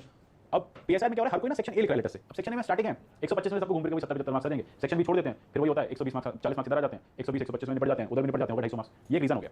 तो कोशिश ये करो, if you are very okay with the fact that you will be able to write a current based question in your optional also, तो you will get extra marks provided you have the adequate knowledge. बस ये है, याद रखना, ये नहीं सरने का लिखना तो वही लिखेंगे, प्रोवाइडेड लिखना है, अच्छा लिखना है, ठीक है। अब इसमें नेक्स्ट जो हम करने जा रहे हैं डेटा डिनाइबिलिटी, ठीक है, एडवर्स इंपैक्ट, तो दिस इज वेयर ये आपको खुद ही करने पॉइंटर्स में दे रखे हैं सारे, will move forward with other things, सिद्धांत चार्टर हम कर चुके हैं, हां आरटीआई एंड ओएसए, अगेन इसमें फुल फ्लेज्ड आंसर आपका रेडी है, क्या क्या इश्यूज हैं, how it is overriding with OSA, it is with regard to the protected interest, reasons for tighter norms on secrecy, because again secrecy के लिए you have to have a national safeguard, you have to have, because you know article 19 is not absolute, जैसे मैंने बताया article 19 को आप वैसे भी claim कर भी नहीं सकते हो, but ultimately concerns क्या in the name of in the garb of giving protection आप क्या कर रहे हैं कि गवर्नमेंट जो है अपने sensitive data की definition को अपने अकॉर्डिंग डिजाइन कर लेती है, जैसे कि हमने कहा there has to have a guidelines over here, then ultimately policy issues, governance issues, इन सबको पब्लिक करना जरूरी है। ओवर क्लासिफिकेशन यहाँ पे प्रॉब्लम है, बट इस ओवर क्लासिफिकेशन कि गवर्नमेंट हर चीज को उस क्लास में ले जाती है कि यार ये तो प्रोटेक्टेड क्लास है, ठीक है। Experience with declassifying of secret files India में नहीं होता, यूएस में होता है कि कुछ समय के बाद डेटा जो है डीक्लासिफाई कर दिया जाता है, classified that means that should not go to public. तो यूएस में क्या होता है, जब प्रोग्राम पूरा हो जाता है, मिशन कंप्लीट हो जाता है, तो after 10 years 15 years they start declassifying the files, मतलब वो पब्लिक डोमेन में डालने लग जाते हैं, सो दैट कि प्रीवियस गवर्नमेंट्स क्या कर रही थी ये उनकी पब्लिक को पता हो। हमारे यहाँ डीक्लासिफिकेशन का कोई कांसेप्ट नहीं है, ठीक है। लेट अस से all the notes of the emergency जो इमरजेंसी के टाइम में गवर्नमेंट ने लिखे होंगे सब क्लासिफाइड करके डाल दिए होंगे आपके पास, आज तक कोई बहुत ज्यादा उसका वो कोई मतलब एक सिंगल वो नहीं है सोर्स, तो इससे क्या होता है ना, रूमर्स भी क्रिएट होते हैं, कैसा था वैसा था, मूवीज बनने लग जाती हैं, क्या हुआ था क्या नहीं हुआ था, सेंसेशनल होने लग जाती हैं चीजें। तो ये जरूरी है कि एक्सपीरियंस होना चाहिए डीक्लासिफाइंग करने का, एक टाइम के बाद जब वो सीक्रेट बचा ही नहीं है तो डीक्लासिफाई कर दो, people should get to know how the government basically committed the things over there, governance was done, okay. Then second RC के लिए सेकंड आरसी में यही कहा है कि देखो यार इसको थोड़ा सा वैसे इसको रिपील करने को कह दिया था, हटाई दो इसको, 1923 का ब्रिटिश टाइम का एक्ट है, it is not serving any good to us, rather than आप सेक्शन 8 में ही सबको ले आओ और चीजों को सॉल्व करो, बट गवर्नमेंट नहीं करना चाहती है, गवर्नमेंट का बिल्कुल नहीं, रॉन्गफुल पोजीशन एस्पिनेज है, कम्युनिकेशन सेंसिटिव इंफॉर्मेशन की, हमारे बहुत सारे ऑफिसर्स बाहर हैं, तो हम इन सब चीजों को नहीं रख सकते, there has to have a balance between the security of the state and the right of the people. अब नेक्स्ट आ जाता है e prison project, again centralising the data of the prison systems, ये कर लेना, इसमें कुछ बहुत ज्यादा नहीं है। सोशल ऑडिट हम कर चुके हैं ना, सोशल ऑडिट हो गया, पार्टिसिपेशन बेस्ड सोशल ऑडिट हो गया, मेघालय वाला हो गया था, social accountability, moral social accountability कर लो, समझना इट इज अबाउट वही सोशल ऑडिट से आ जाता है कि कैसे कैसे आपको अकाउंटिंग के प्रोसेस को लेके आना है, कैसे आपको इंश्योर करनी है ट्रांसपेरेंसी। देन आता है whistle blower, this is important now. अब नाउ विसल ब्लोअर एक्ट देखो, first thing is whistle blowing happens to be very important with regard to, अभी कहां पे विसल ब्लोइंग का सिनेरियो आया था 6 मंथ पहले, यूएस में चल रहा था विसल ब्लोइंग का क्वेश्चन, कोई इशू। अब what is whistle blowing? Whistle blowing is basically let us say you know some wrong is happening, so for that particular wrong you can whistle blow, आप बता सकते हो कि यहाँ पे गलत हो रहा है। अब that whistle blowing can be done by the person involved और द इंटरनल पर्सन, और can be done by the external person, जैसे कि मीडिया कई बार विसल ब्लो कर देती है, लोग इन्फॉर्मेशन विसल ब्लोअर्स जो है वो इन्फॉर्मेशन कलेक्ट करते हैं, then they whistle blow the whistle, जैसे कि with regard to the sand mining, a lot of whistle blowing is going on time and again, जिस पे पुलिस एक्शन लेती है या फिर जिस पे स्टेट जो है एक्शन लेती है। जैसे अभी ये भी आया था अभी in Haryana, that person was killed, that DSP was killed, तो बाद में ये पता चला कि मतलब ऐसा विसल ब्लो हुआ, अभी मैं लिखना नहीं है कहीं पे कि हरियाणा गवर्नमेंट या फिर हरियाणा गवर्नमेंट या कोई भी गवर्नमेंट, ये जो भी बेसिकली जितनी भी एक्टिविटीज होती हैं with regard to such kind of illegal mining, इसमें स्टेट डिपार्टमेंट्स या फिर स्टेट ब्यूरोक्रेसी या स्टेट के जो लोग होते हैं वो भी उतने ही इन्वॉल्व होते हैं, because this is something which can not go, which can not be done by the criminal themselves, तो उसमें पूरा सपोर्ट मैकेनिज्म रहता है, चाहे वो आपके लोकल एडमिनिस्ट्रेशन से हो, पुलिस से हो, कहीं ना कहीं से रहेगा। अब उसी को लेकर whistle blowing time to time होती रहती है कि हु ऑल आर इन्वॉल्व। अब the problem is in India before this act of 2013-14 sorry, there was no law which was basically protecting the people. उसके लिए हमने देखा कि लोगों ने विसल ब्लोइंग किया, जैसे मंजुनाथ का केस आया और अलग अलग लोगों का, जिसमें उन्होंने विसल ब्लो किया, अल्टीमेटली क्या हुआ, दे एंडेड अप और दे वर मर्डर्ड और दे वर किल्ड। इसलिए कहा था कि इस तरह का लॉ आना जरूरी है, यूएसए में नहीं, लॉ बहुत पहले से चल रहा है कि if you whistle blow for the government, so now you are on the owners of the government, now government has to take care of your life. आपने एक बार विसल ब्लो कर दिया, अब सरकार क्या करे, अच्छा वो सरकार के फेवर में किया, अगेंस्ट वाला नहीं है, लेट अस आपके विसल ब्लो से गवर्नमेंट डिपार्टमेंट करप्शन चल रहा है डिपार्टमेंट में, आपने डिपार्टमेंट विसल ब्लो किया, सो गवर्नमेंट जो है वो रेडी हो गई और बेसिकली उसने कल करना स्टार्ट किया, तो वहां पे गवर्नमेंट क्या करेगी, आपको प्रोटेक्शन देगी फॉर लाइफ, आपकी आइडेंटिटी चेंज करा देगी, आपको रिलोकेट करा देगी, आपको किसी जॉब में ले जाएगी, मतलब उस जगह से हटा देगी, so that threat to life can be minimised, अगर थ्रेट टू लाइफ है तो। इंडिया में ये क्योंकि थ्रेट था, इसलिए गवर्नमेंट ने क्या किया कि एक हम स्टैंड अलोन एक्ट लेके आए जो कंप्लीटली विसल ब्लोइंग को रोकेगा, ठीक है। तो लॉ कमीशन ने रिकमेंड किया कि इस लॉ को आप इनैक्ट कर सकते हो, इससे सबसे बड़ी प्रॉब्लम क्या है कि करप्शन जो है कॉम्बैट होगा, people will be aware of the fact that they have a statutory backing with regard to whistle blowing, so they will whistle blow, वो लोग विसल ब्लो करेंगे और विसल ब्लो करने से क्या हो जाएगा, फाइनली करप्शन जो है वो रुकेगा। ये सोच के हम लाए थे, बट अल्टीमेटली इसमें कहीं ना कहीं उस तरह से इसका इंप्लीमेंटेशन में नहीं दिख रहा जैसा होना चाहिए, इसलिए ये क्वेश्चन पूछा भी गया है, इसलिए टॉपिक भी है फिर से कि एक्जैक्टली क्या हुआ कि विसल ब्लोइंग एलिगेशंस जो है वो बढ़ते जा रहे हैं प्राइवेट सेक्टर में in recent years, with Wipro state bank of India receiving most of them in 2018। Vice president indicated that all corporations should promote whistle blowing mechanism and have appropriate protections for whistle blower safety. तो इस act का implementation होना public और private दोनों sector में काफी ज्यादा important है। सबसे पहला सेलेंट फीचर्स क्या डाला गया, depending upon the history we have seen, हमने पहले तो बात की कि जो भी विसल ब्लो करेगा उसे प्रोटेक्ट करेंगे। दूसरी बात हमने ये की कि कंप्लेंट फाइल करने का एक टाइम फ्रेम होना चाहिए, ये नहीं आज एक्ट हुआ 10 साल तक तो आप उसके पार्ट थे, 10 साल बाद आपने क्या क्या जाके कह दिया कि अरे अब इसको विसल ब्लो करते, तो 7 साल का यहाँ पे रखा गया टेन्योर कि जिस दिन आपको लगता है उससे 7वें साल तक आपको कंप्लेंट जो है वो फाइल कर देनी चाहिए प्लेंटिफ को। देन फॉल्स क्लेम्स अगर आए हैं तो उसको क्रिमिनलाइज करना जरूरी है, क्योंकि that takes a lot of time of the department. अब मैंने जानबूझ के विसल ब्लो किया, जबकि मुझे पता है बाद में जब इंस्पेक्शन हुआ, इन्वेस्टिगेशन हुआ तो पता चला मैंने झूठ बोला था, तो I should be penalised, so that for any kind of wrong whistle blowing. Then appeal to the high court, अगर मुझे लगता है मैं अग्री हूं तो मैं सीधा हाई कोर्ट जा सकता हूं और विसल ब्लो जो है वो कर सकता हूं, लेकिन इसमें एक्ट जो है वो स्पेशल प्रोटेक्शन एसपीजी वालों पे अप्लाई नहीं होता, because that happens to be an important you can say field in the country which is for the protection of the PM. Then उसके बाद विसल ब्लोअर एक्ट ने ऑफिशियल सीक्रेट एक्ट को supersede किया हुआ है, despite of the fact आपको लगता है कि कोई भी ऐसा डिस्क्लोजर है जो नेशनल सेफ्टी का है, लेकिन उसकी विसिल ब्लो करना जरूरी है, तो आप पब्लिक अथॉरिटी को बता सकते हो, ठीक है। आप ठीक है पब्लिक नहीं करोगे, लेकिन आप पब्लिक अथॉरिटी को बता सकते हो, public disclosures to competent authority even though they are in violation of the letter act but do not jeopardise the national sovereignty. अब आपके ऊपर है कि आप कैसे बताओगे, सील एनवेलप में बताओगे। सील्ड कवर जो स्टूडेंट्स हुआ ना, लेटर से आपने विसिल ब्लो किया, आपने कुछ डेटा किसी ने इकट्ठा कर लिया, कोई इन्वेस्टिगेटिव जर्नलिज्म है, अब उसके बाद कोर्ट को बताना है, तो वो सील्ड कवर में बताएगा कि जैसा भी है, जैसा उसे पढ़ के अपने पास रख लेंगे कि ठीक है अब ये मैटर पे हम डिसीजन ले सकते हैं, एलिगेशंस जो है वो प्रूव। थोड़ा सा इसमें बहुत ज्यादा क्राइसिस हो जाती है कि कितना इंफॉर्मेशन कैसे डिस्क्लोज होगा नहीं होगा, बट अल्टीमेटली ये बात है कि ओएसओ को ये सुपरसीड कर सकता है अगर मैटर जो है वो ग्रेव है, ठीक है। देन अल्टीमेटली फिर 2013 में क्या हुआ, हमने कंपनी अमेंडमेंट एक्ट देखा, कंपनी एक्ट नया आया 2013 का, उसने कहा कि भैया विसिल ब्लोअर का नाम यहां होना चाहिए, सत्यम स्कैम से आया था, क्योंकि सत्यम स्कैम की वजह से बैंकिंग सेक्टर शुक हो गया था, already there was financial crisis of US going on, at the same time Satyam scam आ गया। अब सत्यम स्कैम के केस में एक विसिल ब्लोइंग को काफी इंपॉर्टेंट प्लेस मिली, because of a whistle blower inside the SEBI could got to know that the funds are being embezzled, ठीक है, पब्लिक फंड्स, एक तरह से वो भी पब्लिक है, आपने मनी रेज किया है सेबी के केस में। सेबी ये कहती है कि अगर आप मार्केट में लिस्टेड हो, आपने मनी रेज किया प्राइवेट लोगों से, आपने उनको कुछ प्रॉमिस किया, लेकिन उस मनी को आप कहीं और लूट कर रहे हो, not for that specific purpose, कहीं और ले जा रहे हो, तो वो भी एक तरह से मिसयूज माना जाएगा, करप्शन माना जाएगा प्राइवेट अफेयर्स में। इसके लिए 2013 में ये कहा कि कोई भी ऐसी पब्लिक लिस्टेड कंपनी है उसमें भी विसिल ब्लोइंग को लेके एक ऑडिट कमेटी उसको बनानी पड़ेगी, इसलिए विप्रो वगैरह में विसिल ब्लो हो रहा है और ऑडिट कमेटी, विप्रो का केस था अभी पीछे फिर से, और ऑडिट कमेटी बनाएगी और पूरे विसिल ब्लोइंग को मॉनिटर करेगी, ठीक है, इंस्पेक्शन करेगी। अब इश्यूज क्या क्या आ रहे हैं, ये सबसे बड़ा इशू आ रहा है इसका प्रॉपर इंप्लीमेंटेशन। ये एक्ट अभी तक थॉरो इंप्लीमेंटेशन नहीं किया गया है, कोई भी विसिल ब्लोइंग करना चाहता है so ultimately that ends up into well, वो विसिल ब्लो नहीं कर पाता, फिर इनफेक्टिव लोग हैं, lack of faith in investigative system है। अब पता है आपको, पता है विसिल ब्लो करने का किसी के पास, अब वो मूवीज में देखते हैं ना, तो वो ऑलरेडी उस पर्सन का कोई ना कोई मतलब वो खुद भी इन्वॉल्व है करप्शन में, ठीक है। तो अब यहाँ पे प्रॉब्लम हो जाता है कि जो भी इन्वेस्टिगेटिव एजेंसीज हैं, whether they will be able to work properly और not, they will have the right kind of investigation and they will be able to protect the whistle blower. Problem ये आ जाती है विसिल ब्लोअर का नाम जो है वो पब्लिक कर दिया जाता है, वो लीक हो जाता है, पब्लिक को क्या होता है लीक हो जाता है। So ultimately in that scenario जो प्रोटेक्शन है वो नहीं मिल पाता, किसी भी तरह का प्रोटेक्शन नहीं आता, और इस तरह से हम देख रहे हैं कि विसिल ब्लोइंग के केस में लोगों को मार दिया जाता है, तो आरटीआई वाला सिनेरियो है। तो अगेन यहाँ पे यही कहा गया है कि इसको बिल को आपको थॉरो इंप्लीमेंट करना है। अच्छा, कब अमेंडमेंट लेके आए थे 2015 में, ये बिल था वैसे तो, अब बिल पास ही नहीं हुआ, लेकिन अब अल्टीमेटली था क्या, इसमें भी ये था disclosures can not be made under the bill if it is provided under OSA, इसको भी करने की कोशिश की गई थी लेकिन अभी नहीं है। बट सिनेरियो ये कि too many exemptions were there, working को थोड़ा सा कॉम्प्रोमाइज जियोपर्टाइज करने की कोशिश की गई, बट आपको याद होगा उस समय राज्यसभा में मेजॉरिटी नहीं थी गवर्नमेंट की 2019 से पहले, तो सारे बिल्स या तो ऑर्डिनेंस के थ्रू आ रहे थे या फिर नहीं आ रहे थे। 2019 वाली जब गवर्नमेंट फिर से आई है राज्यसभा में, they got more than 80 seats, तो they started passing the bills. अब करना क्या है, आपसे पूछा जा सकता है what exactly how whistle blowing act can be made at par with the European and the western world. Western world में whistle blowing is a very important मतलब वेरी इंपॉर्टेंट सिचुएशन, गवर्नमेंट्स बहुत सीरियस लेती हैं वहाँ पे whistle blowing को, companies are very serious about the whistle blowing, India में नहीं है। So this is where second ARC कहती है कि there are certain recommendations, there should be proper enforcement to protect the innocent whistle blowers. Point number 1 कि यहाँ पे जैसे आप दुनिया भर में आप वाई सिक्योरिटी जेड सिक्योरिटी देते फिरते हो, तो विसिल ब्लोअर को तो पहले दे दो।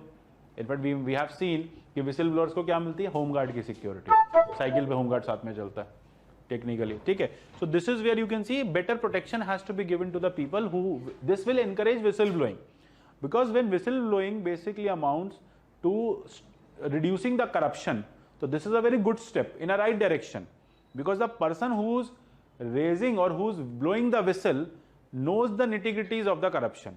उससे ज्यादा उस करप्शन को बेहतर कोई नहीं समझता, क्योंकि वो उस करप्शन का पार्ट या उसके आसपास रहा है, वो इंस्पेक्शन में रहा है, तो उसको बहुत ज्यादा बेटर पता है। तो इसलिए उसको आपको प्रमोट करना बहुत नेसेसरी है, प्रोटेक्शन देना नेसेसरी है, उनकी कॉन्फिडेंशियलिटी एनोनिमिटी रखना बहुत नेसेसरी है, और उनके विक्टिमाइजेशन को रोकना बहुत ज़्यादा नेसेसरी है। सबसे बड़ी बात है विसिल लेट अस से कोई भी फ्रॉड आता है, कोई सीरियस डैमेज आता है पब्लिक को, या कोई भी ऐसा विलफुल एक्ट होता है ओमिशन कमीशन का, तो उसको भी यहाँ पे आपको कवर करना पड़ेगा। पब्लिक कंपनीज को लेके विप्रो कर रही है, SCL कर रही है, ठीक है, इन्फोसिस कर रही है, तो उसको आपको सीरियस लेना पड़ेगा।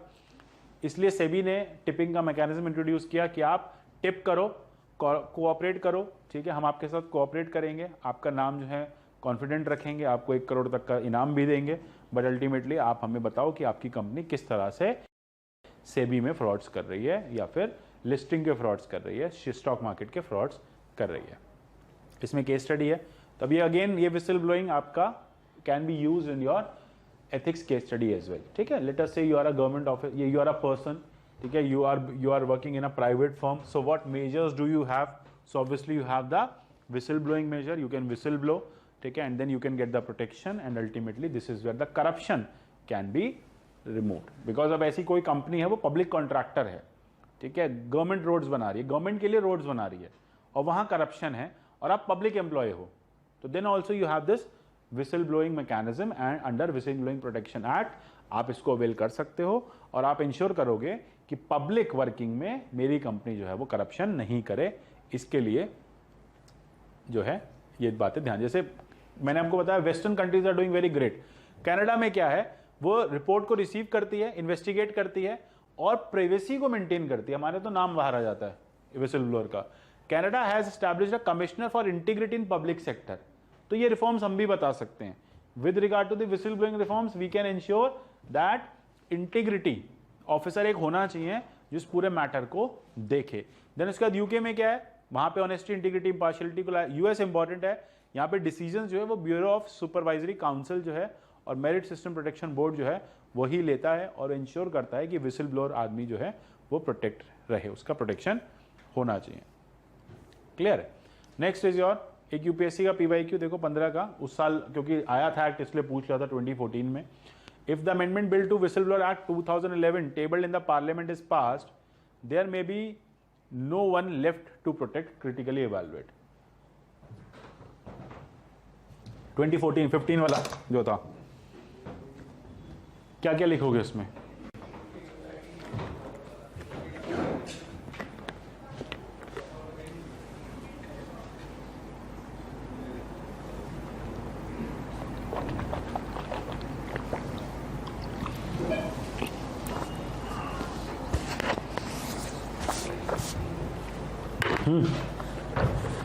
क्या अमेंडमेंट आ रहा था बोले? एग्जैक्टली वही है ना, ये अमेंडमेंट था कि अगर आप ओएसए को सुपरसीड नहीं करेगा तो ultimately what is going to happen? Disclosures cannot be well if it is prohibited. Incorporates provision to keep issues of national security out of purview. Too many exemptions. It makes lot of information inaccessible to public on various grounds. एक तरफ हम corruption को हटाने की बात कर रहे हैं, विसल ब्लोअर एक्ट ला रहे हैं, 2015 में बिल ला रहे हैं जो विसल ब्लोअर एक्ट को ही के लिए इंप्लीमेंट्स लेके आ रहा है, तो फिर क्या होगा? No one will be protected, there may be no one left to protect. So ultimately सबसे बड़ा प्रॉब्लम क्या है इस बिल के साथ कि लेटेस्ट से अगर ये अमेंडमेंट आता है तो जो प्रोटेक्शंस गिवन अंडर ओएसए हैं, मैंने कोई चीज ओएसए में मैंने कोई चीज विसल ब्लो कर दी, बाद में गवर्नमेंट ने कहा नहीं ये तो पब्लिक ओएसए में आ जाती है, तो मेरा नाम भी पब्लिक हो गया, ठीक है, मुझे प्रोटेक्शन भी खत्म हो गया क्योंकि ये चीज तो मैं विसल ब्लो करने ही नहीं वाला था। तो rather than I will be rewarded, I will be punished, मुझे उठा के ओएसए में पनिशमेंट दे दी जाएगी कि आपने एक ऐसी चीज पब्लिक कर दी जो ऑफिशियल सीक्रेट थी, now you have a punishment for that, go to jail. So this is where they are saying ना कि if it would be implemented no one will be there to be protected, कोई बचेगा ही नहीं, किसको protect करोगे? इंसान ही नहीं बचेगा, जो विसल ब्लो करेगा उसे अंदर देंगे, या तो आप करप्शन देखोगे उसके साथ बैठोगे या करप्शन देखोगे आंखें बंद कर लोगे, लेकिन आप उस करप्शन के बारे में कोई बात नहीं करोगे। बट अल्टीमेटली विड्रॉ कर लिया गया, क्वेश्चन तभी पूछ लिया गया था 2013 में। तो इससे एक बात पता चलती है कि let us say there is an existing law governance में और उसमें उस साल कोई अमेंडमेंट आया हुआ है, तो यूपीएससी उस पर भी क्वेश्चन पूछ लेती है उसके क्रिटिसिज्म पे, ठीक है। तो ये बात भी श्योर रखो कि let us say this year they have some amendment, अब इस बार तो नहीं है सच कोई, नेक्स्ट ईयर आप एग्जाम देने जा रहे हो, आरटीआई पे कोई नया अमेंडमेंट आया हुआ है, ठीक है, तो उस पर क्वेश्चन पूछा जा सकता है। इस बार मेंस में डीट्रिब्यूनलाइजेशन पे क्वेश्चन आ सकता है कि tribunals, role of tribunals and how come अगर गवर्नमेंट इतने सारे ट्रिब्यूनल्स हटा रही है, isn't that again creating a mess for judiciary? क्या है जो डीट्रिब्यूनलाइजेशन का प्रोसेस है, टेकिंग अवे मोर ट्रिब्यूनल्स, या आपके नोट्स में दे रखा है प्रहार में है, ठीक है, तो अगर आप ट्रिब्यूनल्स कम कर रहे हो तो इससे जुडिशरी का बर्डन और जस्टिस डिलीवरी डिले नहीं हो रही है, this can be the question. Clear है? Then comes the Lokayukta, Lokpal, Lokayukta. अब लोकायुक्त लोकपाल के साथ क्या है? अगेन सबसे ज्यादा इश्यूज इसी पे चले थे, इस पे तो पूरी सरकार गिर गई थी। देखो idea is what exactly is Lokpal, why it is required? Again Lokpal happens to be important public ombudsman हमने देखा स्टूडेंट टर्म में। आइडिया बस यही है कि पब्लिक मनी, पब्लिक सर्विसेज को प्रोटेक्ट करके रखना, ठीक है। आइडिया यही है कि कोई भी कंप्लेंट्स आती हैं उसका फेयर इन्वेस्टिगेशन करना, there has to have a person who will take care of the complaints and the grievances of corruption. ये लोकपाल का काम। Why such officers are required? Such officers are required so that there can be fair investigation, there can be independence with regard to the decision making. इस scenario में ना कोई लोकपाल होगा तो डरेगा नहीं, उसके पास कंप्लेंट जाएगी पीएम की, सीएम की, ग्रुप ऑफिसर की, तो वो इजीली उसको हैंडल कर पाएगा। अभी तक क्या है ना कि लेटेस्ट आपके पास पीएम की कंप्लेंट है करप्शन की, लेटेस्ट कोई प्रीवियस पीएम है करप्शन में इन्वॉल्व है, तो कहां कंप्लेंट करोगे? This no mechanism as such, ठीक, कैबिनेट साथ में, unless parliament will not pull him down, parliament जब तक मेजॉरिटी और मेजॉरिटी ब्रूट है तो nothing is going to happen in such scenarios. तो उसके लिए कैसे ऑफिस की जरूरत थी, काफी समय से कांग्रेस के टाइम से बहुत ज्यादा करप्शन देखा जा रहा था, तो there was a lot of demand, massive public demand थी। 2011 में पूरा आंदोलन मूवमेंट देखा, फाइनली गवर्नमेंट ने कहा ठीक है 2013 में हम लेके आए। ड्राफ्ट पहले से कई बार आ चुका था, इसका फाइनल ड्राफ्ट जो है वो 2012 में आया, पार्लियामेंट में रखा गया, 13 में इसको पास कर दिया गया, ठीक है। इंडिया में काफी लंबे समय से कहा जा रहा था कि लाना चाहिए, मैंने कहा पहले भी कई बार बिल लैप्स हुए, फर्स्ट ईआरसी ने भी कहा there has to have this whole scenario, एक लोकायुक्त लोकपाल होना चाहिए, बट कभी भी इसको बहुत सीरियस नहीं लिया। एक कमीशन आई थी जो आपकी वर्किंग, ये कमीशन के आपको बार-बार वो जरूरी है, commission to review the working of the constitution. अब इसके केस में एक आ गया कि एक ऐसा लोकपाल होना जरूरी है जिसमें जो पीएम के ऑफिस को बाहर रखे, ठीक है। इतना ही बहुत था लेकिन आया वो भी नहीं, फिर इंडिया अगेंस्ट करप्शन है, फाइनली 2013 से ये आया। अब क्या-क्या चीजें हैं, जुरिडिक्शन किसके ऊपर है, कौन-कौन से करप्शन के केसेस एलिगेशंस को ये इन्वेस्टिगेट कर सकते हैं? Number 1 is PM, number 2 is your CM और any minister, union government, member of parliament, officers of group A, group B, C and D, chairperson, member officers, ठीक है, कॉन्स्टिट्यूशनल बॉडीज, ट्रस्ट या कोई भी ट्रस्ट जो एफसीआर में funds लेती हैं। कंपोजिशन क्या होगा? एक मल्टी मेंबर बॉडी होगी, ठीक है, टोटल 8 मेंबर्स होंगे, आधे आपके जजेस होंगे, बाकी जो होंगे वो अलग-अलग कैटेगरी से बिलोंग करेंगे। ऑटोनॉमी होगी इंक्वायरी में, प्रोसिक्यूशन में, ठीक है, will have to appoint an inquiry wing headed by director of inquiry, prosecution wing headed by director of prosecution. यही इसका फ्लॉ भी है कि ये दोनों मिसिंग है ऑफिस में, ठीक है, ये अपॉइंटमेंट्स हुई नहीं अभी तक। अब क्या होता है ना, इनको कंप्लेंट्स मिल जाती हैं, अभी कंप्लेंट आगे किसको फॉरवर्ड करेंगे? खुद थोड़ी जाएंगे इन्वेस्टिगेशन करने, he is the person who is taking and receiving the complaints and acting upon it. अब उन कंप्लेंट्स को परस्यू करने के लिए there has to have a director of inquiry, अभी डायरेक्टर ऑफ इंक्वायरी मिसिंग है ऑफिस में, ठीक है, ये अपॉइंटमेंट नहीं हुआ इनका और या फिर अवेलेबल नहीं है। अपॉइंटमेंट को लेकर अपने आप एक प्रॉब्लम था, बहुत बड़ा क्राइसिस चला लोकपाल को लेकर, डिस्पाइट ऑफ कब आपका लोकपाल एक्ट है और कब लोकपाल में बहुत लंबा समय निकल गया। अब इशू क्या होता है कि लोकपाल के लिए कहा because it happens to be an important person, so फिर ऑल इनकम्पासिंग एक बॉडी होनी चाहिए जो लोकपाल को अपॉइंट करे, जिसमें कौन कौन होगा, एक सर्च कमेटी बनेगी, तो देखो प्रेसिडेंट अपॉइंट करेंगे, किसके कहने पे करेंगे, सर्च कमेटी के, सिलेक्शन कमेटी के। अब सिलेक्शन कमेटी में कौन कौन होगा, पीएम हेड करेंगे, और सबसे इंपॉर्टेंट था कि इसमें 1% पहले ये चली रहा था कि member of opposition, leader of opposition जो है वो होंगे। अब बिकॉज हमने देखा लीडर ऑफ अपोजिशन तो है नहीं कोई सच, और ना ही लीडर ऑफ अपोजिशन की कोई पोस्ट कॉन्स्टिट्यूशन प्रोवाइड करता है, ठीक है, तो बस एक एक्ट है जो लीडर ऑफ अपोजिशन की सैलरीज की बात करता है, ठीक है, तो उसके चलते लीडर ऑफ अपोजिशन होना चाहिए, नहीं है तो एनफोर्स भी नहीं कर पाओगे, पहले भी नहीं था 1967-68 तक, और अभी भी 2014 से there is no leader of opposition, we only have leader of largest opposition party. Mallikarjun खड़गे जी को बुलाया गया था इसमें बैठाने के लिए, बट वो उनके पास वोटिंग राइट नहीं मिलने वाले थे उनको, तो वोट के भाग गए, वो बोले कि नहीं मेरे को वोटिंग राइट नहीं मिलेंगे तो मैं चाय पीने दूंगा नहीं सिलेक्शन कमेटी में, तो मैं नहीं आऊंगा। एक दिन गए, फिर वो गए नहीं कभी, फिर अल्टीमेटली क्या हुआ कि खुद ही अपॉइंट कर लिया गया 2018 में, 19 में अपॉइंटमेंट आ गया, एंड देन अब वो बेसिकली लोकपाल 70 साल या 5 साल, ठीक है, 2019-2024 तो सरकार बदलेगी, लोकपाल बदलेगा, दोनों साथ में बदलेंगे इस बार, और 5 ईयर्स हो जाएगा, देखना होगा ये शायद इससे पहले जाएंगे, देख लेना, इतना इंपॉर्टेंट नहीं है हमारे लिए। अब हमारे इंपॉर्टेंट क्या है कि how is it working, powers क्या है, prime minister, minister, MPs, group officers, ठीक है, लोकपाल के केस में हो गया, लोकल स्टेट लेवल पे आ जाएगा, so Lokpal is at the central level, local is at the state level. करना क्या है, प्रोएक्टिव डिस्क्लोजर, ठीक है, जितने भी यहाँ पे इलेक्टेड ऑफिशियल्स हैं, अब उनको लोकपाल बिल में कह दिया कि आप जैसे ही इलेक्ट होंगे आपको अपना प्रोएक्टिव डिस्क्लोजर करना अपने एसेट्स का, ठीक है, देन उसके बाद अथॉरिटी जो है इसके पास क्या क्या सुपरवाइज करेगी, डायरेक्ट करेगी सीबीआई को किस मैटर में, करप्शन के केसेस में। अगर लोकपाल कोई भी करप्शन का केस लेके आती है तो अगर उसको लगता है कि उसकी डायरेक्ट ऑफ इंक्वायरी नहीं कर पा रहा है, केस बड़ा है, तो फिर वो क्या कर देंगे, रेफर कर देंगे केस को सीबीआई को, ठीक है। अब इन्वेस्टिगेटिंग ऑफिसर उतने समय तक किसको रिपोर्ट करेगा, लोकपाल को रिपोर्ट करेगा, उसका ट्रांसफर नहीं होगा। सिविल कोर्ट की पावर्स है, इंपॉर्टेंट बात हो जाती है कि यू कैन बेसिकली इंश्योर कि आपके पास प्रॉपर्टी सीज करने का, पेनल्टी लगाने का, रिसीट्स, बेनिफिट्स जो भी करप्शन के उनको उठा लेने का वहां से आपके पास पावर है। आपको लगता है घर करप्शन से बना है तो सीज कर लिया जाएगा, लोकपाल जो है उस प्रॉपर्टी को सीज कर लेगा, ठीक है, हाँ कोसाई हो गया, कोसाई जुडिशियल बॉडी हो गई, ठीक है। सिविल कोर्ट की पावर, कोई भी कोर्ट की पावर हो, क्रिमिनल सिविल, जैसे क्रिमिनल तो सारी जुडिशियल के पास सिविल ही होती है, ठीक है, चाहे एनसीबीसी वगैरह हुआ, ये लोग पनिशमेंट्स बता सकते हैं कि ये दे दो, देना काम कोर्ट का है। फिर उसके बाद हाँ बस एक आपका जो स्पीकर का ऑफिस है उसके पास सिविल कंटेम्प्ट की भी पावर है, पार्लियामेंट के क्रिमिनल कंटेम्प्ट की भी पावर है, ठीक है, कि 1 साल की सजा अनाउंस कर देंगे in the case of breach of privileges, ठीक है। देन उसके बाद न्यूट्रलिटी लेके आना है, एविडेंसेस को प्रिजर्व करना है। अब ये सब तो पता है हमें इश्यूज पता करने क्या हो रहे हैं, डिस्पाइट ऑफ द लोकपाल क्या प्रॉब्लम्स आ रही हैं। तो सबसे पहली प्रॉब्लम देखोगे कि कॉन्स्टिट्यूशनल बैकिंग नहीं है, अब क्या स्टैट्यूटरी बैकिंग है। अब लेट अस से लोकपाल जो है पॉलिटिकली मोटिवेटेड डिसीजंस ले रहे हैं, कहां चैलेंज करोगे, जैसे we have seen in 2013 with CBI as well, ठीक है, पॉलिटिकली मोटिवेटेड स्टेटमेंट्स आ रहे थे बार-बार, लेकिन कोई इसको चैलेंज नहीं कर सकता, वो कह रहे हम इंक्वायरी कर रहे हैं। सीएजी के केस में भी यही हुआ एक्जेक्टली, कि उन्होंने कहा there is a presumption loss, 3G scam जो बन गया, लेकिन प्रिजम्पशन लॉस बाद में पता चला कि वो प्रिजम्पशन था, लॉस नहीं था। ना प्रिज्यूम किया था कि सरकार ने 100 रुपए का 3G बेचना था तो 80 का बेच दिया, तो 20 रुपए का लॉस हुआ, तो बाद में बताया गया कि कोई 80 रुपए खरीद नहीं रहा था, तो ये तो हमने तो पब्लिक बिडिंग की थी, ओपन बिडिंग की थी, ठीक है। तो this is where the problem is, अगर पॉलिटिकली मोटिवेटेड अपॉइंटमेंट्स होंगी तो ऑब्वियसली रिकमेंडेशन भी in the favour of your government होगा। If you want to file a complaint, आपने कंप्लेंट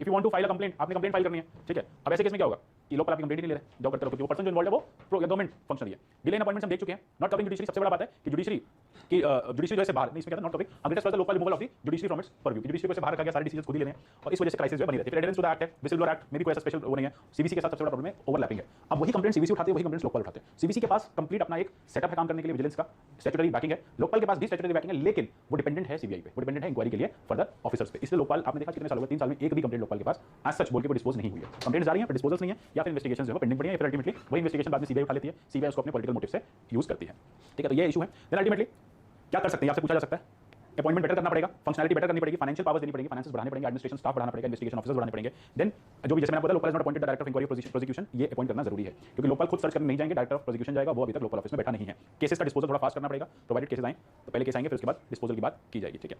अब जैसे देखा 1427 कंप्लेंट्स आई, ठीक है, अभी तक पेंडिंग पड़ी हुई है। पेंडिंग क्यों पड़ी हुई है, क्योंकि कोई है नहीं उनको सुनने वाला, कौन सुनेगा, ठीक। अब नेक्स्ट आ जाता है गोवा के लोकल जब रिटायर हुआ तो उन्होंने बताया किस तरह से फंक्शनिंग में क्राइसिस आ रही है, हम ओवरलोडेड हैं, गवर्नेंस ठीक से नहीं हो रही है, पावर्स नहीं है, हमारे पास स्टाफ नहीं है। तो फिर वही उनकी कंप्लेंट्स जो थी, उनके जो रिजर्वेशंस थे, उसी में आप बता दो कि आप कैसे इसको बेटर कर सकते हो। केरला ने अपने लोकायुक्त की पावर कम कर दी, केरला गवर्नमेंट ने, उसको लगा लोकायुक्त जो बहुत इंटरफेयर कर रहा है डे टू डे वर्किंग में। तो यहाँ पे यही बात है कि ये भी एक चीज होनी चाहिए कि जो गवर्नमेंट है वो लोकायुक्त की पावर्स को बार-बार टाइम एंड अगेन चेंज ना कर पाए, because something which is against the corruption, अगर उसकी पावर सेंट्रल गवर्नमेंट के पास चली जाएगी, so ultimately this is where the crisis will happen. अब आता है क्वेश्चन क्या था, फिर 2013 में क्वेश्चन आया था कि national Lokpal however strong it may be can not resolve the problem of immorality in public affairs, discuss. लिख के लो, क्या लिखोगे इसमें, तो कितना ही स्ट्रांग हो जाए इमोरलिटी के क्राइसिस को नहीं खत्म कर सकता। Do you agree?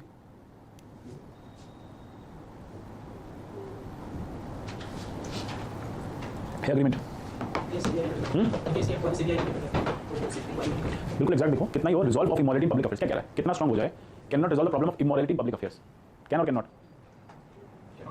नहीं पूछ रहा हूं मैं, यहाँ पे कैन आएगा कैन नॉट आएगा, क्वेश्चन कैन नॉट है, आपके आंसर में क्या होगा, कैन इट डू। देखो लोकपाल्स अपने आप में ऑफिस स्ट्रांग है, लेकिन जैसे इन्वेस्टिगेशन की पावर्स नहीं है, जैसे ओवरलैपिंग है सीबीसी के साथ, जैसे appointments are politically motivated, so ultimately that is not going to offer any kind of benefit, ठीक है। तो वो जो हमने शॉर्ट टर्म्स बताई थी ना कि एडिक्वेट स्टाफ नहीं है, देन उसके बाद प्रोसिक्यूशन मैकेनिज्म नहीं है, डिस्पोजल मैकेनिज्म नहीं है, मैं कहता हूं बहुत ज्यादा स्ट्रांग है Lokpal in itself, but he doesn't have a workforce, he doesn't have a proper disposal mechanism. 1400 complaints में से 1200 कंप्लेंट तो उठाई नहीं गई, तो फिर कैसे आप इंश्योर करोगे कि मोरालिटी पब्लिक अफेयर्स की प्रॉब्लम रिजॉल्व हो जाए। सबसे पहले आपको इस ऑफिस की प्रॉब्लम रिजॉल्व करनी पड़ेगी, ठीक है, और तभी आप वो प्रॉब्लम्स को रिजॉल्व कर पाओगे। देन आगे सीबीआई ईडी हम ये तो कर चुके थे, withdrawal of general consent by states class में पॉलिटिकल कर लिया था, क्या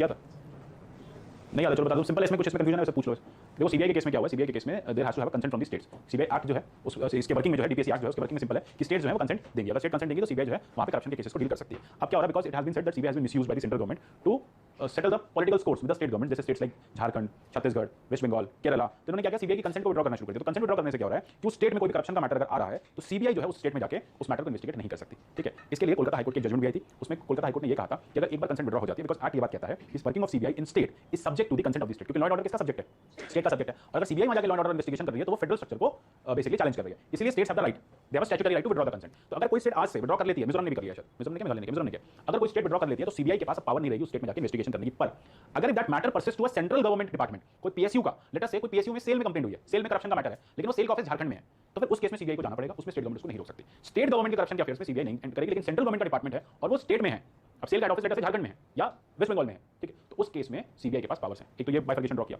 दूसरा ये कहा, दूसरा ये चीज है कि सीबीआई क्या करेगी वैसे केस में, लेटर से कंसेंट विड्रॉ हो भी जाती है जनरल कंसेंट, तब भी सीबीआई को फर्क नहीं पड़ता। सीबीआई क्या करेगी, केसेस सारे दिल्ली में लिस्ट करेगी, एफआईआर दिल्ली पुलिस के पास करेगी और फिर ऑटोमेटिकली वहां से लोगों को कॉल करेगी कि यहाँ के हमारे साथ कोऑपरेट करो। जब कोऑपरेट नहीं करेंगे तो जाके उठा के लेके आएंगे। सो अल्टीमेटली यही है कि पूरा का पूरा कंसेंट मिजोरम के केस में था ना, मिजोरम था 2015 में, तो ये प्रॉब्लम ये भी अगर स्टेट परमिशन नहीं देती तो फिर वो उस पर्टिकुलर कोर्ट में, मतलब उस स्टेट के कोर्ट में जाकर परमिशन मांग सकती है। वो स्टेट के हाँ, बारे में एग्जैक्टली उसी केस में ना कोलकाता हाईकोर्ट ने यही कहा था, हम उसी केस में परमिशन देंगे जिसमें सेंट्रल एजेंसी इन्वॉल्व है।